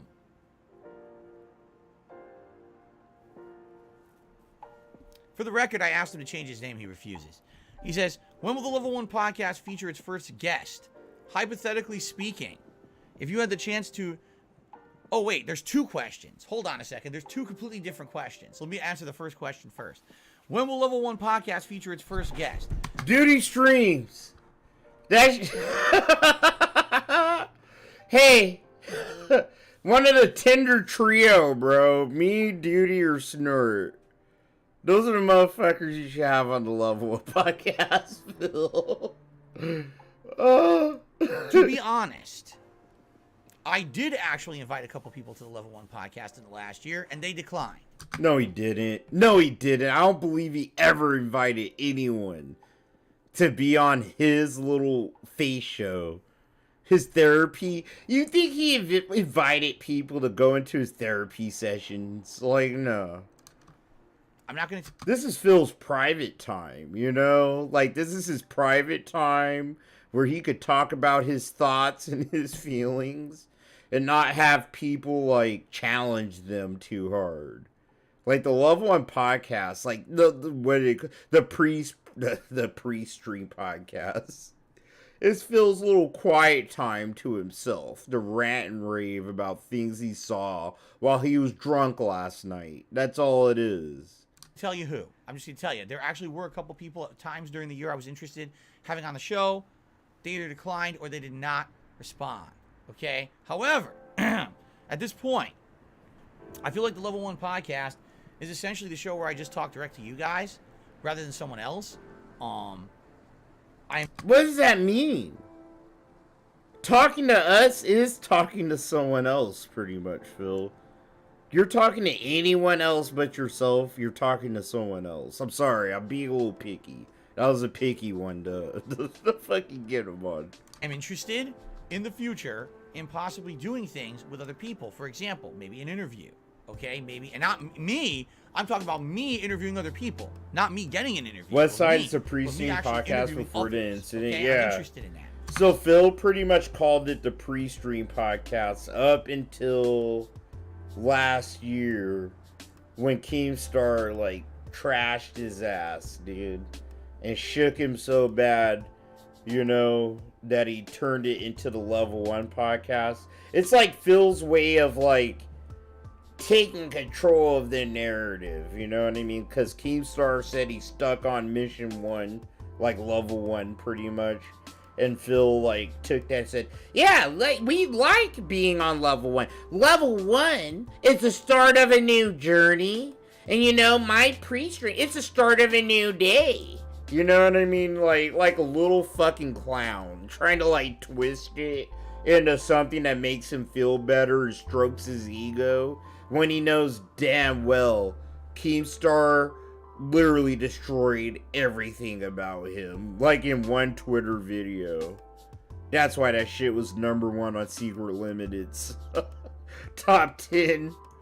So, I will have an idea. Like, Keemstar kicked his ass. Bro, like, you know, a lot of people hate Keemstar, but I like Keemstar. I'm one of the few people like, because I know he's a troll. He's a troll like I'm a troll. You know, you really think he's, like, that big of a prick in his personal life? Then there's something wrong with you. Like, I actually know a little bit about Keem's personal life and how he is when he isn't doing Drama Alert. Like, the guy's pretty fucking chill, you know? He just does this shit for fucking, like, the views and shit. It's his job, you know? So he, like, blows shit up wherever. But he's a troll at the end of the day. Like, he's still like that troll that used to do Call of Duty videos that I grew up on. I grew up on Keem, too. A little bit. Like, he's a fucking troll. It's a character almost, you know? It is something that I am interested in. And when I have more information on that, I will let you all know, okay? But basically, if I have a guest, it would not be on the Level 1 podcast. It would be something different, okay? Now, his second question. Yo, big ups, hypothetically speaking, listen to this. You're making steak, chicken fajitas, Spanish rice, DDoS and cheesecake? His entire website. What the fuck? Why don't you live in my house, beautiful mess? Fuck. I need that kind of lineup. Checked it and caused permanent, irreversible damage for screwing you over unfairly with your partnership ban. What would you do? Okay? First of all, I was not banned. Yeah, yo, beautiful mess. Curry is very good. It's very good. You just know, you need to know how to do the seasonings, if anything. If you're going to do curry anything, it falls down to how much seasonings you're going to throw in that motherfucker, you know? So, yeah, no, dude, try some curry dishes, beautiful. You won't regret it. And from having a Twitch partnership, I was forcefully removed for the time period of 1 year. And then they told me at that time if I wished to reapply, I could. So essentially what they were saying was, we want you out of the partnership program right people now, stay mad at Keemstar because of the etiquette. Yeah, I remember that. Doesn't make sense because they never explained to me what I did wrong to be kicked out of the program to begin with. How can you actively expect me? Bro, if it was Keemstar's fault why Etika did what he did, then Keemstar would have been charged with murder or, like, manslaughter or something, okay? Like, that guy did what he did to himself over... because he couldn't mentally handle internet shit. Like, literally, if you can't handle shit that happens to you on the internet, then just leave the internet. No one's gonna look at you like you're weak, like you're a punk or a bitch. Like, if you can't handle what's happening to you on the internet, just leave the internet and then come back. You know, you can always come back. The internet's gonna be here for the next 1,000 fucking years, you know? And I think that's what's weird about people. It's like it's so clear that you need to, like, log off and take a break. But for some reason you refuse to because you think everyone that you think cares about you is going to disappear. When that's not the case. It's like people who care about you, they'll still be there. And people who don't, they never did care about you. It's like real life on a lesser scale, you know? Like, fuck, if you fucked up, embarrassed yourself, you need to hide inside. Like, hide inside and close the fucking curtains, dude, and then try to show your face to see what happens. Fuck. To do better? If you're trying to live online, you know? Doesn't seem to make much sense from any kind of a professional. You can't blame people when you can't handle the pressure and you hurt yourself. But anyway, I digress. This shit does never made sense to me. Would I... That's like gaslighting, you know? That's like the ultimate form of gaslighting. It's like if you do something to flatline yourself and then you, like, try to blame other people. It's like the ultimate form of gaslighting to me. And it's like I can't respect that at all. Like, what did you do to yourself, bro? You obviously weren't taking care of yourself or your mental health. And that's what's fucked up with the world. Like, people aren't encouraged to take care of their mental health. I mean, nowadays they are. But even for me, like, growing up in the 90s and the 2000s and shit, you know? Like, mental health was still looked at like, You know, you're a crazy, insane person or some shit. If you're a manic depressive or some shit. You know? So, some people I don't blame. But goddamn, bro, you can't just go out blaming other people for all your problems. This is a bitch-made move. Some Phil shit. Phil should jump off a building right now. That's some shit he would do. You find a note in his pocket saying it was all Tevin and the troll's fault. You know, when it wasn't. It was your irresponsibility with your money, and you were in a good point of your life, you were happy, and you made yourself sad because of your decisions. Like, you alienated your family, your friends, everything that could have kept you grounded, and you got up in your head in the clouds, bro, okay? And that balloon got deflated real quick. That ain't my fault why you hit the ground and you died. Fuck. DDoS Twitch's entire website undetected and caused permanent irreversible damage for screwing me over unfairly. No. That is absolutely ridiculous. I would never do that. Listen, they can run their business however they want. Bro, Pocket, in the early 50s, dude, in the early 50s, they didn't know shit about mental health. Literally, they just throw you in a dirty-ass insane asylum. And that's why, like, going into the 70s, 80s, 90s...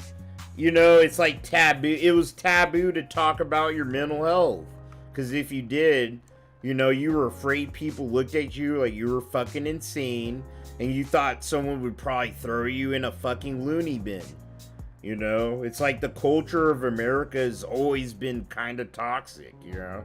And not encouraging of actually, rehabilitating people and helping people. It's just been about, like, money and fucking punishing people so they don't do what you don't like them to do again. Or that? They do. They have the legal right to do that. Now, what they don't have the right to do is violate contractual agreements that they have. They had a contractual agreement with me, and I believe Twitch is based in the state of California. California has certain laws in place to business agreements, and I would be interested if they violated the business agreement, because I had a contract with them that they violated. Pocket. Well, you know, I have my son. He's fucking 5. Well, he's turning 5 in April. That shit's crazy, bro. Like, literally, if you have a kid, enjoy that shit when they're babies, because they grow up so fast. I'll never forget when my son first started growing teeth. And I was like, oh, I almost cried. I was like, bro, he's growing teeth. Like, you know, he's gonna have, like, a full tooth smile, and, then he's gonna start hating me, or not wanting to fuck with me as much, you know? It's like, all that shit as a parent, you need to enjoy it without any proof of wrongdoing, okay? If you have proof of wrongdoing... My son already, I'll talk to my son, hey son, how was school? It was fine, you know, he doesn't really want to talk to me too much about, like, school, where a year ago, he'd probably be, like, yapping my fucking ear off about the shit he saw and the things he learned. But now it's like, hey son, how was school? It was fine. You know, he doesn't elaborate, so I look back at him. I'm driving him home from school. Oh, like, what did you learn? What happened in school? You know what I mean? You start, like, kind of being pushy as a parent. Not, like, stupid pushy, but you're like, well, like, elaborate, bro. Like, what happened? What did you learn? And then my son's like, I learned about how things die, you know? And that's when the conversation could kind of start, you know? So, oh, what did you learn about things dying? Like, or I'll be shocked. I think I was shocked. I was like, what the fuck? You're 4. Why are they teaching you about things dying? What did you learn about that? And he's like, plants die, grass dies, birds die, and people die. And, no, and then I kind of honestly be like, yeah, you know I'm gonna die one day too, right, son? And then low-key, I die. He actually made me crack up. He's like, no, you're not gonna die, Dad. You're gonna live forever. And I was like, no, son, bruh. Like, sometimes I feel the same way, but that ain't how it's gonna work out. I need you to get ready for that right now, because that's how my dad's talked to me. He talks about him dying my whole life. So that's kind of how I am with myself. Like, son, no. Like, I'm gonna die, bro. I don't know how, but I need you to get ready for it. You're gonna wake up one day and Dad's gonna be gone. Fuck. Prove it. You can't just say we have proof. I don't want you thinking I'm some invincible being. It's gotta be like saying, you get arrested, you go to court, in the legal proceeding. What side you guilty? And the homeschooled? cop says, I have evidence, Your Honor. Case He's dismissed, you're guilty. Wait, nonverbal. what's the He evidence? actually regressed in the Where is first it? year. Don't have to I show feel it, like you're guilty. Personally, because my mom and my grandma, they tried to homeschool me when I was like 8 or 9. And I could personally say I don't think homeschool like really benefits the child as much as a parent thinks. You know? Like, the parent has more control over the education and shit like that, but the kid doesn't get, like, all the other shit that they learn, like the social skills and stuff like that, you know? Like, I don't like bullying, but bullying is a kind of necessary thing for some people, you know? Or getting rejected by people and shit like that. Like, kids need to go through that so they know how to process those feelings. They don't need their parents, like, you know, controlling every facet of their life. Goodbye. What? But that's how I That's feel. not how it That's works. my opinion about If there's a legally like, binding homeschooling. contract saying if one side does one thing and the other side does another thing, then that contract will continue to exist, and one side decides to sever that contract, they have to show the means that's by good, which they made that Retro. decision and how it was justified legally. Like, as long as your kids are still socializing with other kids, you know, and still getting that crucial aspect of it, I don't mind homeschooling. I'm just saying from my experience, like, you know, they're just trying to, like, homeschool me on Bible education kind of, like, curriculum.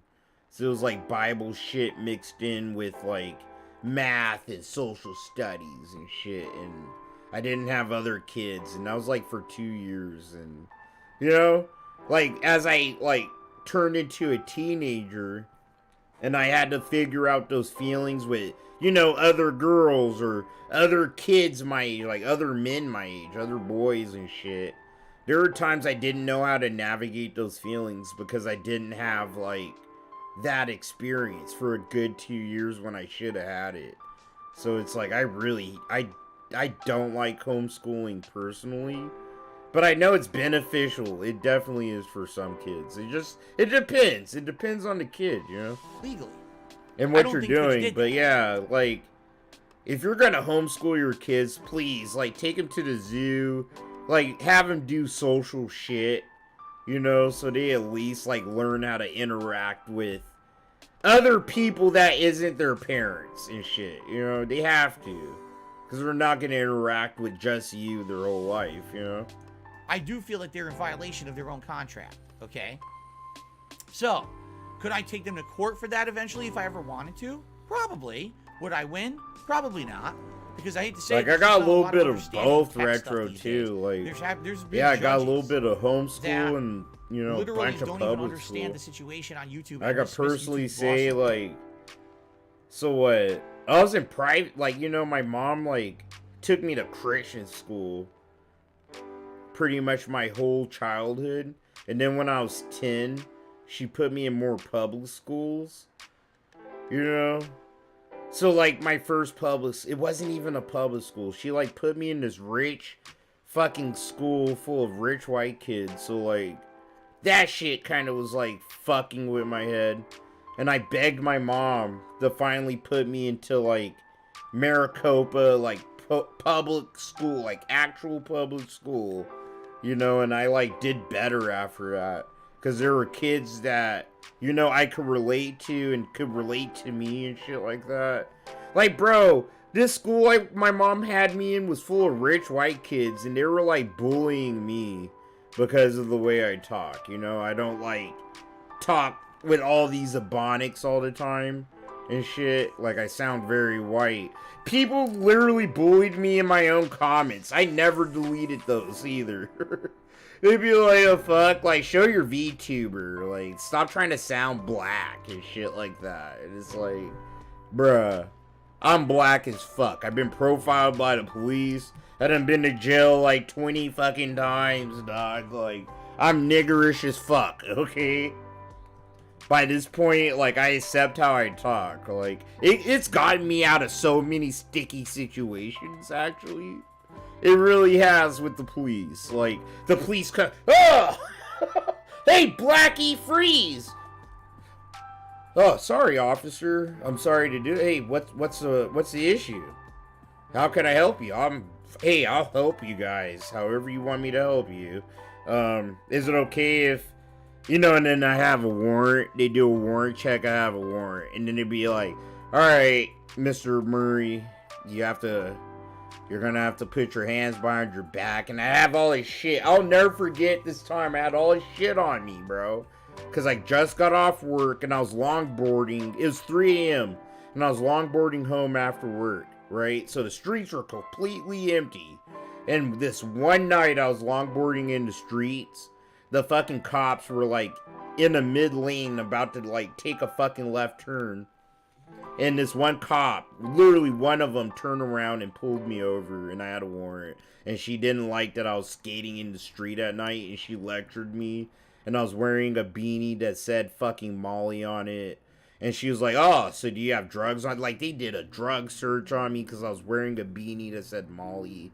And I was like, "No, like, I just go to raves a lot and shit like that. And it's cold. And this is the only beanie I have." And shit like that, you know?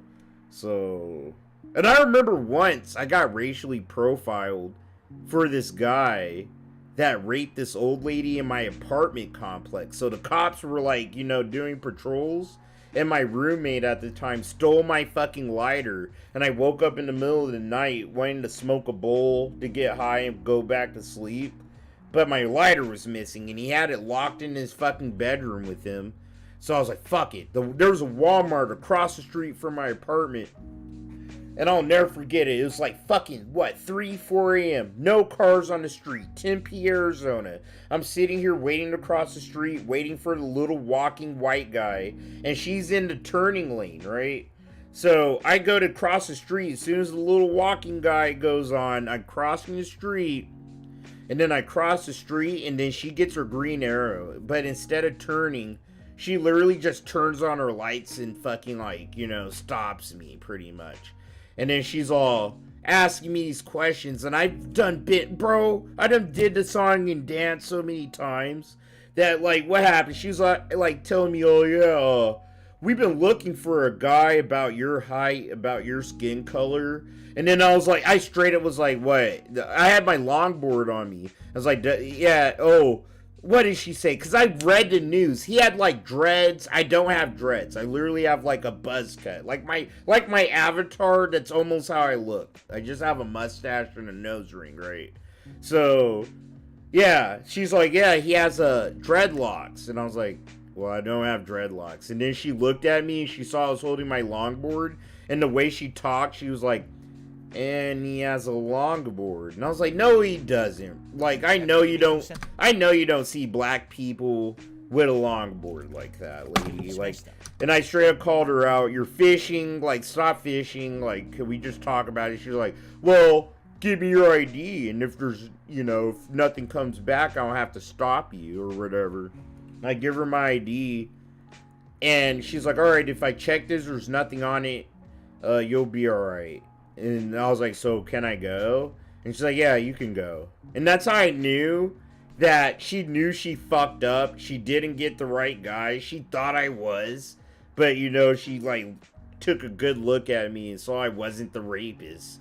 And so she let me go. But she took my name. She didn't even check it. I went to the Walmart, bro. And this is like a 24-hour Walmart. I grabbed the lighters. I was having a panic attack. I actually was. So the person that, like, was taking my money was a black lady. So low-key, my subconscious felt safe. And I was like, "Yo." I actually just let it out to her. I was like, "Yo, I just literally got profiled by a motherfucking cop." You know, I just let it out. She's like, "What?" And we talked about it. And we both laughed. And, like, I literally ran home as fast as I fucking could, dog. Eventually, the rapist, the guy who fucking did that to that old lady, he got caught. But That was probably the most blatantly I ever been racially profiled. I was like, oh my god, bro, like, shit actually happens. It happens, you know? Like, I was a black dude that stayed out, like, you know, I ain't never really had to happen. It's happened, but not so blatantly to where I was like, oh my god, bro. Like, these motherfucking blacks in America aren't just, like, they're not just, like, throwing bitch fits. I used to think that. I did. I was like, bro, like, if you just be polite to the cops, they won't fuck with you. But literally, this is the first time where I was just being fucked with, just blatantly for no reason, minding my business. And then, like, being confused with someone that actually, like, assaulted an old lady. And it scared the shit out of me. Because I was like, bro, I didn't do this to this old lady, and I know what you're talking about. Like, holy fuck. You know? It's never happened since, but it really shook the shit out of my, you know, it shook me for a minute, dude. So holy fuck. Like, I don't think I would ever, first of all. It actually happens. I don't have the time. It's not worth my time. The deal is that it don't just happen on the news, you know what I mean? It was literally like UFOs are real kind of moment for my ass. So fuck, bro. Like, damn, this shit actually happens like that. Fuck. When you get treated like that by a business, you don't want to be a part of them anymore. Correct? And it's true. I want absolutely nothing to do with Twitch at this point. You know, the only reason I would go back there is I had nowhere else to go. And even then, it would be a temporary thing. Trust me. It would be like it's a lesser of two evils kind of a deal. But I really don't see the point in going back to them. Because I don't like that philosophy. That at any point, they can punish you and not have to prove you did anything wrong. That's ludicrous. Okay? Now, all that being said, would I do anything to hurt Twitch? No. Damn, beautiful. Listen, there's plenty of fine people on Twitch that use that website for business purposes. I can't imagine why. There's now been so much evidence in the last 2 years that site literally doesn't care about anything. They will do whatever they want. They have agendas in place. They push certain people because of their agendas. It's bullshit. The site is horrible at this point. And if anything, people should be trying to leave in droves. The fact that there's people who celebrate becoming a Twitch partner every day on social media is ludicrous. Like, you have to be the dumbest person to think. Yeah, I had ADHD. I still have, like, manic depression too. So now I get it. Damn, beautiful. No, you're fucking good. That this is an accomplishment. You're going somewhere where you can literally be eliminated in a moment with absolutely no justification. Why would you want to be there? Right? It just makes no sense. Right there. But anyway, no, I don't wish any ill will towards the company, towards anyone who uses it. I don't want to destroy Twitch. I wish they would change for the better. It's a shame that I was there for almost 5 years of my life. He's still salty about Twitch. Building up a Twitch viewership, and they literally don't care about you. They will just crush you like a bug if they got something wrong with their ass. Good to see you too, dude. Because the thing is, I didn't do anything to cause them to get me off the site. They just determined one day they wanted me off. Likely it was because of the large amount of hate that I get thrown my way. And, it's a negative association to have someone who's is hated on the site.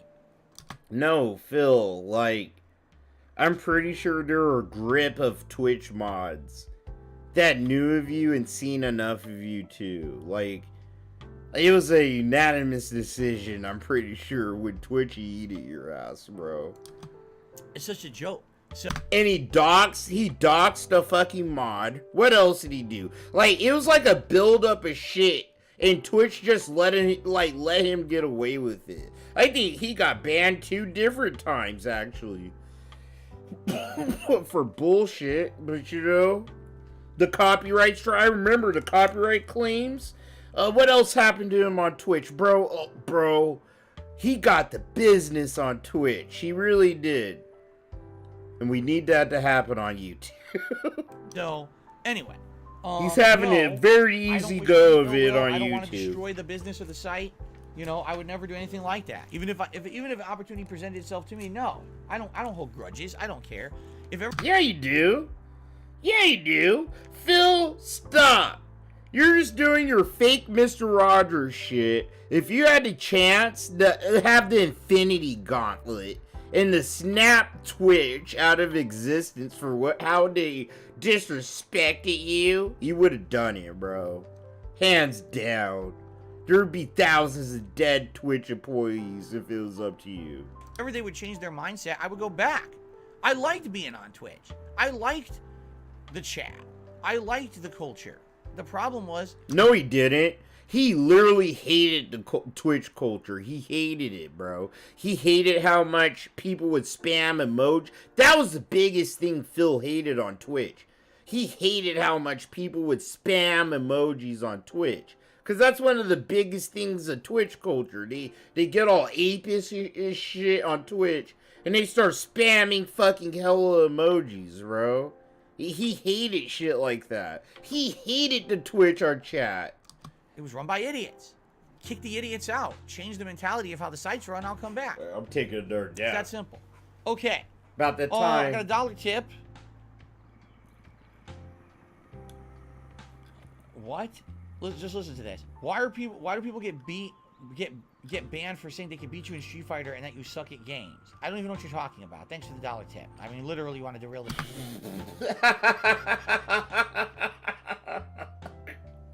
You fucking ween. This ween sat here and was like, I won't look as bad if I give Phil $1.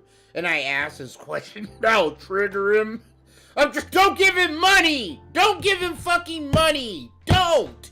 Okay? It's gonna be the same fucking thing every time. Yeah. He'll be like, huh? What? I don't know what you're talking about, but thanks for your fucking money, you dumbass. That's literally what he does. Let's stream talk about nothing. I don't even know what you're talking about. I don't just ban people for saying I suck at a game or they can beat me in Street Fighter. It's the most ludicrous thing I've ever heard. Okay, let's continue. When he... It's like times like that, I wish his chat would like call him the fuck out, bro. Go Team Venture asks the following. Are things opening up more and more? Wait, as things are opening up more and more, is there a chance of future fan meetups at conventions, etc.? Thanks. Let me put it this way. I will never say no, but let's talk about this. Phil used to do... No, he will never, ever go to another convention or do another fan meetup again. Okay? He's that scared of us. He's that scared of trolls. He thinks he's like... he thinks he's like a president or something, bro. Like someone's gonna shoot him in the heart, bro. At the same time, there's no plans for that. The way that could happen is very simple. I get to a point where I don't have to be here 6 days a week full time because things get better for me, financially. Whether that's because... See? He's using the same excuse he's been using for like almost 5 years now.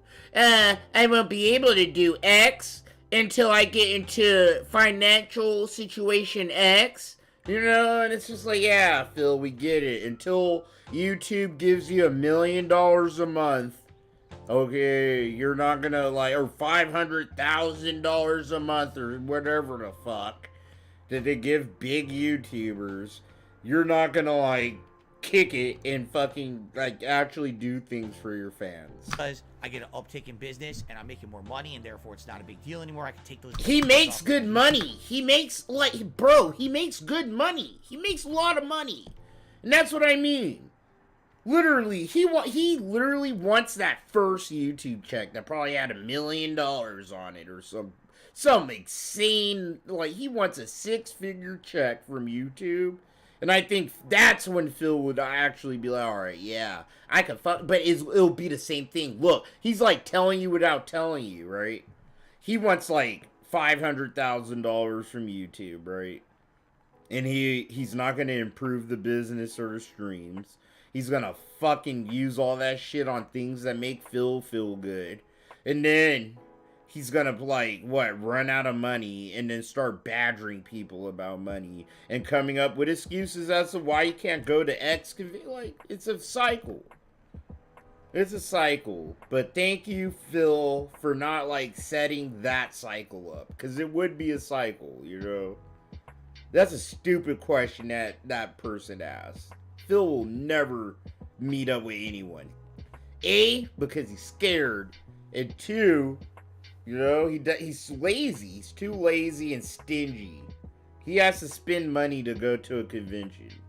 To a decade ago. His viewers aren't worth it. Back in the day, I was making so much money on YouTube then I could take time off to be at a convention. I didn't care if I could be at the convention or not. I don't miss. I don't fucking miss. I don't miss, bro. I don't miss. I know this fucker like the back of my fucking foot, bro. I could look down. I'm looking down, and I know everything about the back of my foot. Okay? Shit. I mean, I did. I filmed videos there that made money, but I didn't have to worry about that. I could take days away and not say, oh no, I'm not making money. I was making so much that it didn't matter. You see what I'm saying? See? No big deal. See? He wants those. He's expecting 6 figures. Give Phil 6 figures, and he'll feel comfortable enough to do other things besides sit here and beg for money.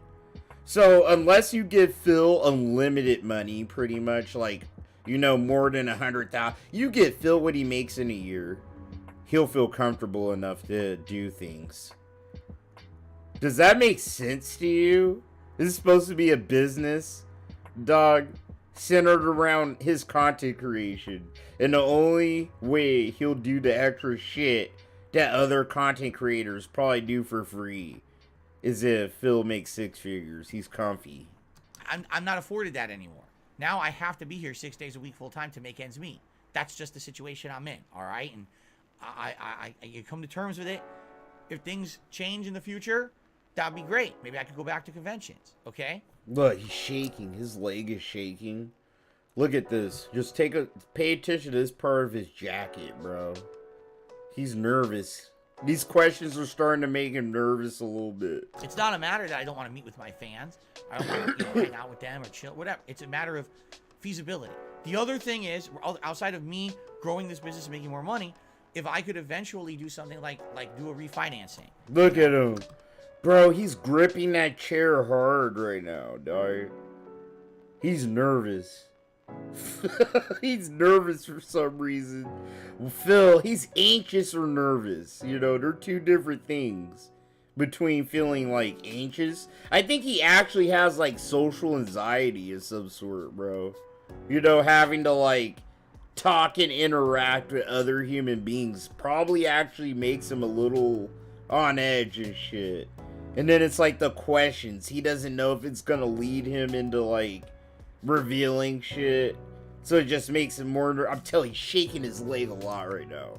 He really is. I can't even bullshit that I have, about the that. equity I have in it. The problem is, I had a bankruptcy 3 Look years at that. ago. Look at this No part of his people jacket touch right it. there. I Look wanted how to much that because shit your is credit's fucking terrible. shaking. You know, you can't refinance when you just had a bankruptcy and a foreclosure. Maybe several more years before I can do that. So I'm kind of stuck between a rock and a hard place right now. Can I really do anything to make my business grow and explode and make more money? Not really.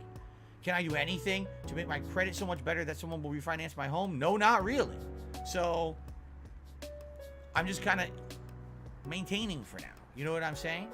No. We'll see what happens in the future. I don't know what you're saying, Phil. And I could do something like that. I would do it. Why wouldn't I? Right? Okay. Derek asked a question. Is there anything you miss doing that you did back in the day, or would you like to forget everything that you used to do? The second half of the question. Oh my god, bro. Of course, Derek got to ask stupid ass question, bro. Nah. I like how I fast forwarded and Phil's just not there. What happened, Phil? I have to go to the bathroom tonight. I need to do some pulls. I gotta do some pulls. I'll be right back.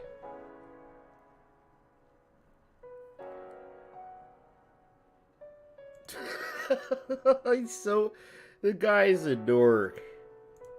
You know, she moved in 2018, and she was in maybe a small handful of streams. I want to argue 3 streams, maybe, to choose what she wanted to answer or what she didn't want to answer. Half an hour to an hour. Is he talking about All right, cat? let's go to forum questions now, everybody.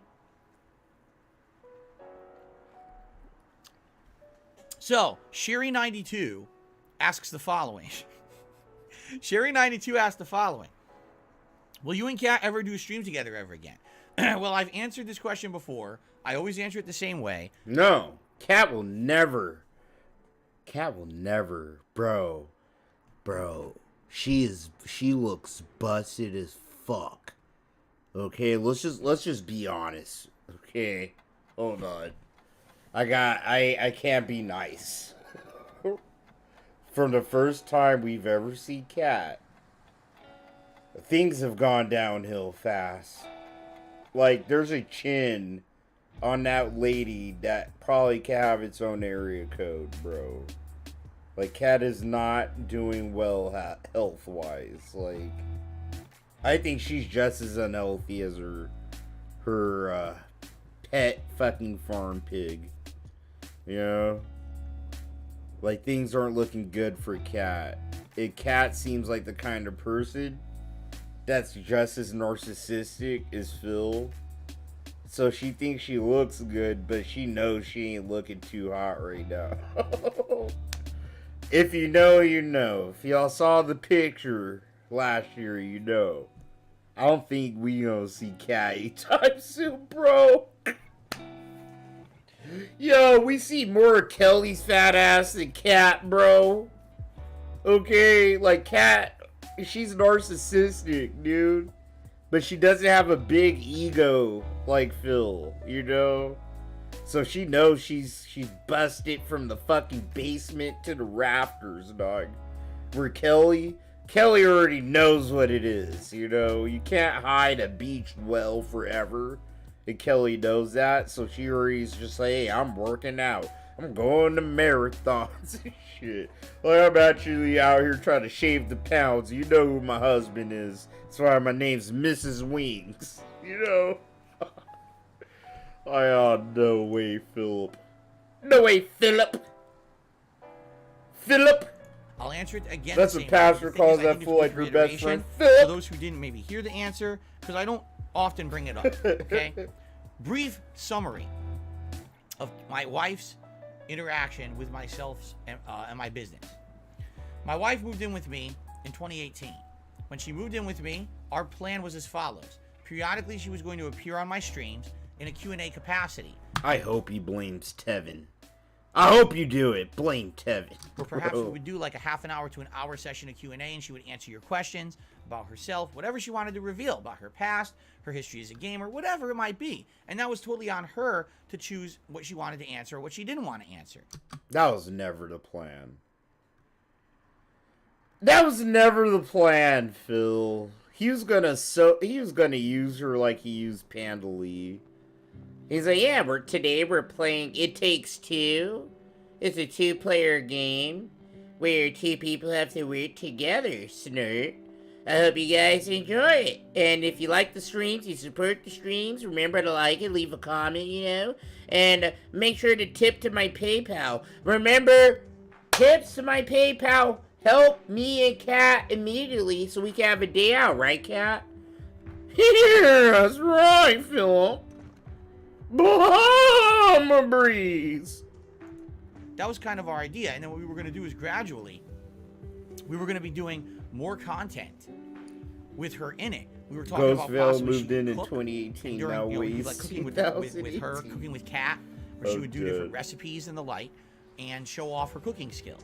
And then we were going to do other things as well, perhaps gameplay. Like, we had all these ideas of things that we were going to do over time. I know what ideas he had. He's not that, like, creative of a person, you know? I already knew. You were going to do what you did with Panda Lee, bro. You're going to play games with her, and people were going to hate Kat. You probably going to, like, it would have been Panda Lee 2.0, but Kat actually was like, nah, I can't have any part of this, Phil. I just want the money. Good luck. And if you remember, Kat left you there all alone on your little ship, bro. She was in maybe a small handful of streams. I want to argue 3 streams. He's not going to mention the Halloween stream, bro. Come on, Phil. Let's mention the stream that we all know about, bro. The Halloween stream, okay? He ain't going to bring it up. Watch. He's so embarrassed of that moment, he's not going to bring up the Halloween stream. Where Kat was like, yeah, fuck this. I'm going to go party with the homegirls. Maybe. Nothing too major. A few Q&A sessions or whatever. And then finally, the big thing that was planned was that Halloween 2018. Let's fucking go! Let's fucking go, Phil! I didn't think you had the balls to bring it up. Let's fucking go, homie. We were gonna do a special Halloween all-day event marathon like I usually do. I'm dead. You know, dress up in Halloween costumes. Say Tevin's name. Say his name. Say it 2 times. Right? And during the course of the day, we were gonna play a variety of games like we always do, and we were gonna actually do co-commentary. Now, I was gonna play the game, but she was gonna commentate over them with me. She came for the intro, and she came for the first game, which is the Silent Hill game. And I can't believe he isn't lying so far. This is how it happened. This is what happened. My God, Phil's telling the truth, bro. Because he knows. Man, he knows damn well he can't lie about this, bro. During the course of that game, basically all my trolls came to the stream. This was a little different because, you know, this was back on Twitch, right? So a little different. And they came over there and they proceeded to basically be the most disgusting audience I've ever seen. Of course, he's... God damn it, Phil. You were telling the truth for so long. That's probably the longest you ever told the truth, bro. Doug, he's really acting like the trolls. I mean, some trolls did go to his stream. But literally, he blamed it on Tevin, dog. And he blamed it on the chat in Tevin's stream. And shit. But yeah, trolls did go to Phil's chat. But he blamed it on Tevin. Like, Cat saw, like, the trolls in his chat, right? So I'm gonna give him that. But he blamed it on Tevin, dog. He proceeded to blame it on Tevin, dog. It was all Tevin's fault. That's why it's a meme. This is where her looks. This is where the goddamn meme comes from, bro. It comes from the Halloween stream. It's all Tevin's fault. Things from her past that had absolutely nothing I'll to do never forget that one, dude. Today, all right? Like, literally things from the past that we've never spoken of, has no one's business. It's none of anyone's business. People from her past and shit. Like, they're saying their names on the stream and shit. Like, what? Okay? Just the nastiest stuff.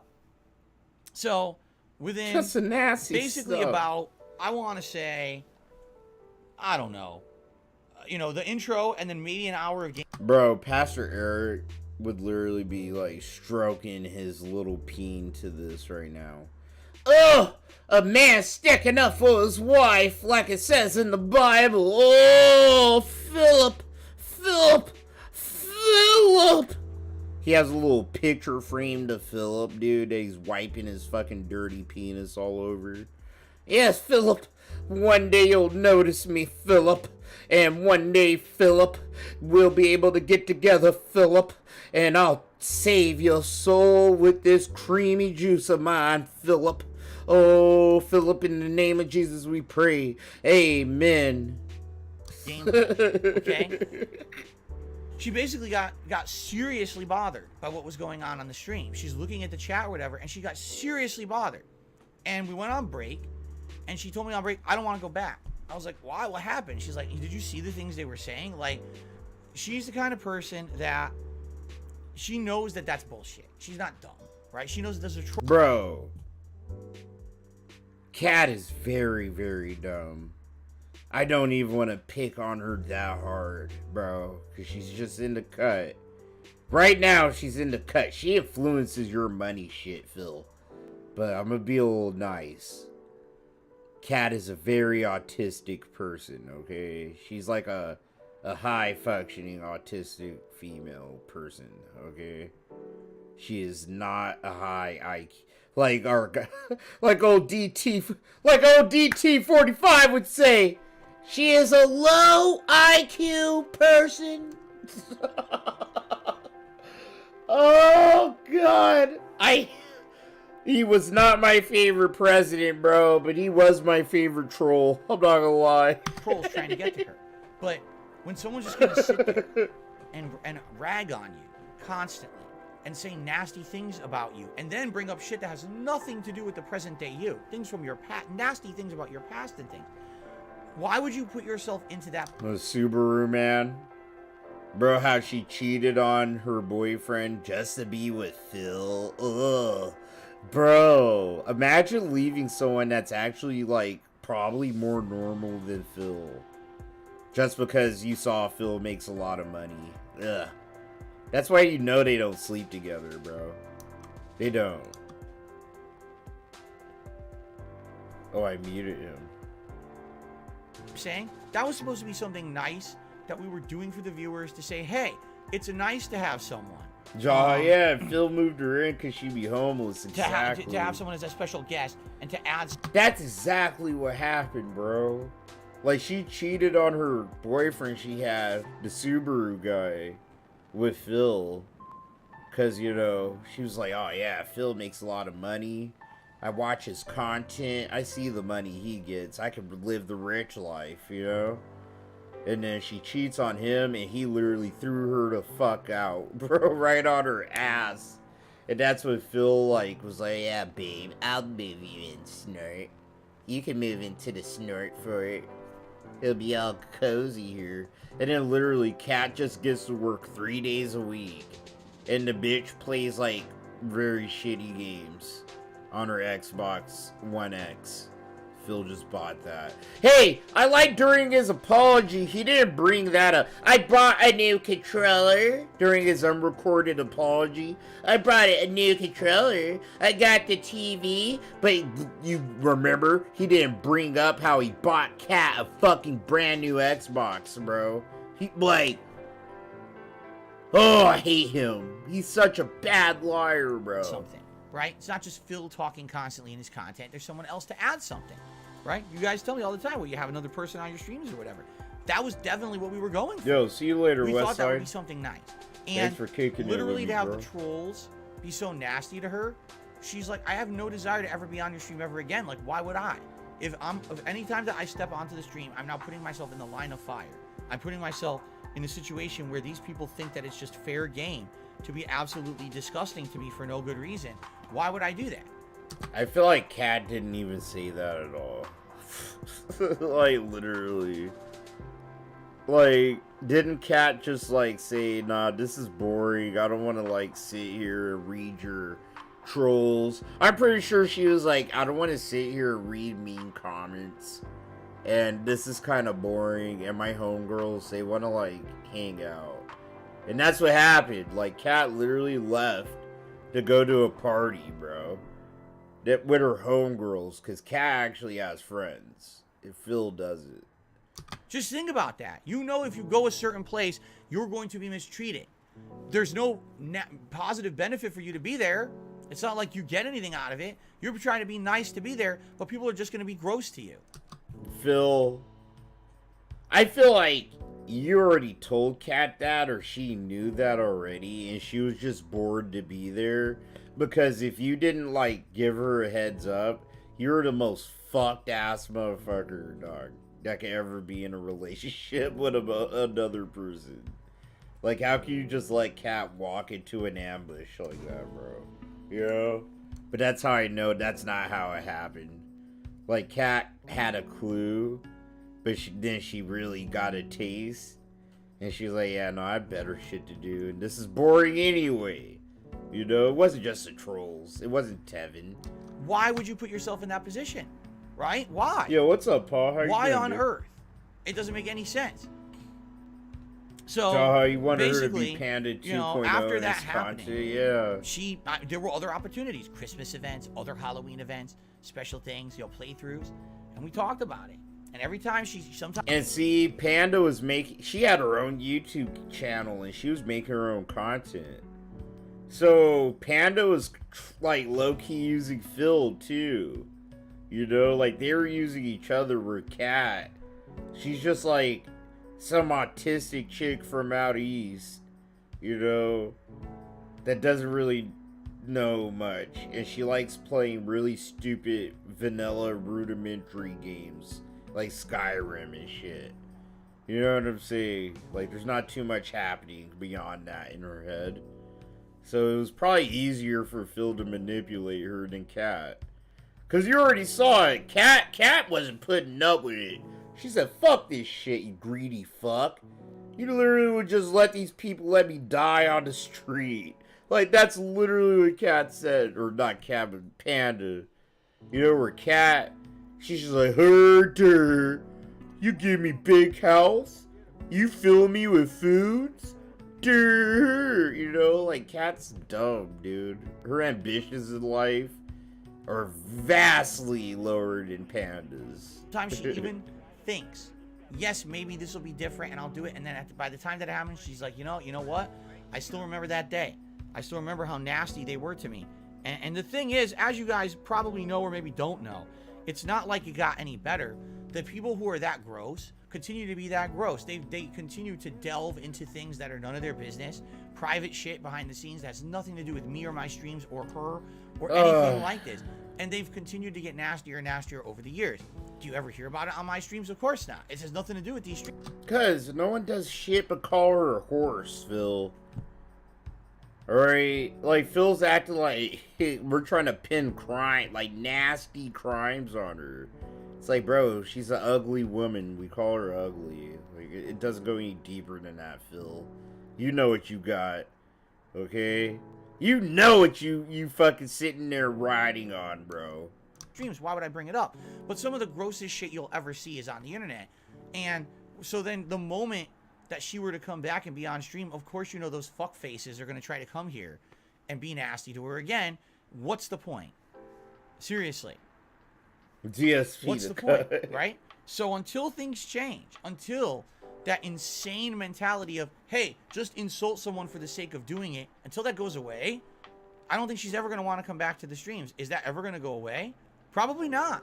It certainly doesn't look like it's gotten any better over the years, right? I mean, what you can say is look at my streams and how much better they look. You notice? Bro, I'm pretty sure Kat, like, you know, we all know she works, like, what, 3 days a week? But I'm pretty sure Kat has, like, a social circle and, like, a couple friends, you know, that we don't know about. She seems like she is probably more social than Phil. You know, Phil sitting up in this little fucking sweaty hellhole 6 days a week. Kat sitting here actually interacting with motherfuckers and shit, bro. You know, like, why would Kat want to come back on your stream? There's no reason for her. You know? I'm pretty sure Kat probably even has more pride in herself. I hope she does. Like, I'm not some show pony. I know I'm a horse, but I'm not like an actual show horse for you to like trot out on your streams, you know? This right now, I just went through that whole segment and no one in the chat has said a nasty thing about Kat or me because we have that shit under control now. But it used to be to the point where people would just say or do whatever they wanted. And, you know, you get to the point where it's like, what's the point of this? Right? Seriously, what is the point of it? It doesn't benefit anything. It doesn't improve the stream. It's not like she gets anything out of it. It's just something nice to do every once in a while. And if she has to take abuse because of it, of course not. What's the point of that then? Right? Abuse. Shut up, bro. Someone calling you ugly isn't abuse. There's versions of the game available, right? That we could do. It's up to you. Would people be up for challenge runs? But what would they be? And it would have to be fans. And then when Monster Hunter World was coming out, I tried the beta. Bro, I might have to bow out of this one. I'm not gonna lie. This is it. Oh, it's over. Oh, thank God. I was gonna say, I was like, I'm gonna have to bow out, bro. Nah.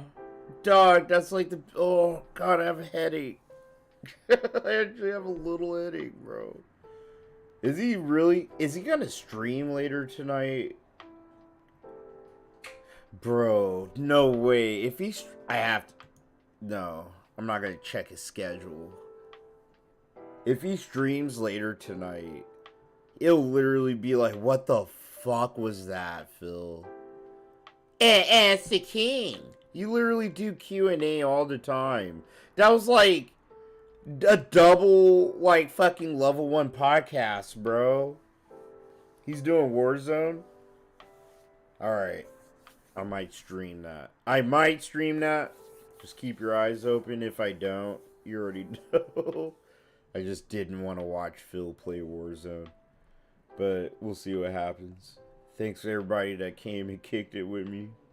Hopefully I catch you later if I end up streaming Phil play Warzone. I might just, dude. Because he's been a little begging bitch when he's been playing that. You're going to see if he goes code black. Yeah, me too. I think if I, like, stream Phil tonight, it's just to see if he, like, you know, flips the fuck out. Alright, guys. Thank you, Decepticon, bro. Thank you for hanging out with me, dude. Yeah, and I need to take a nap. I honestly don't feel good. You can hear it in my voice a little.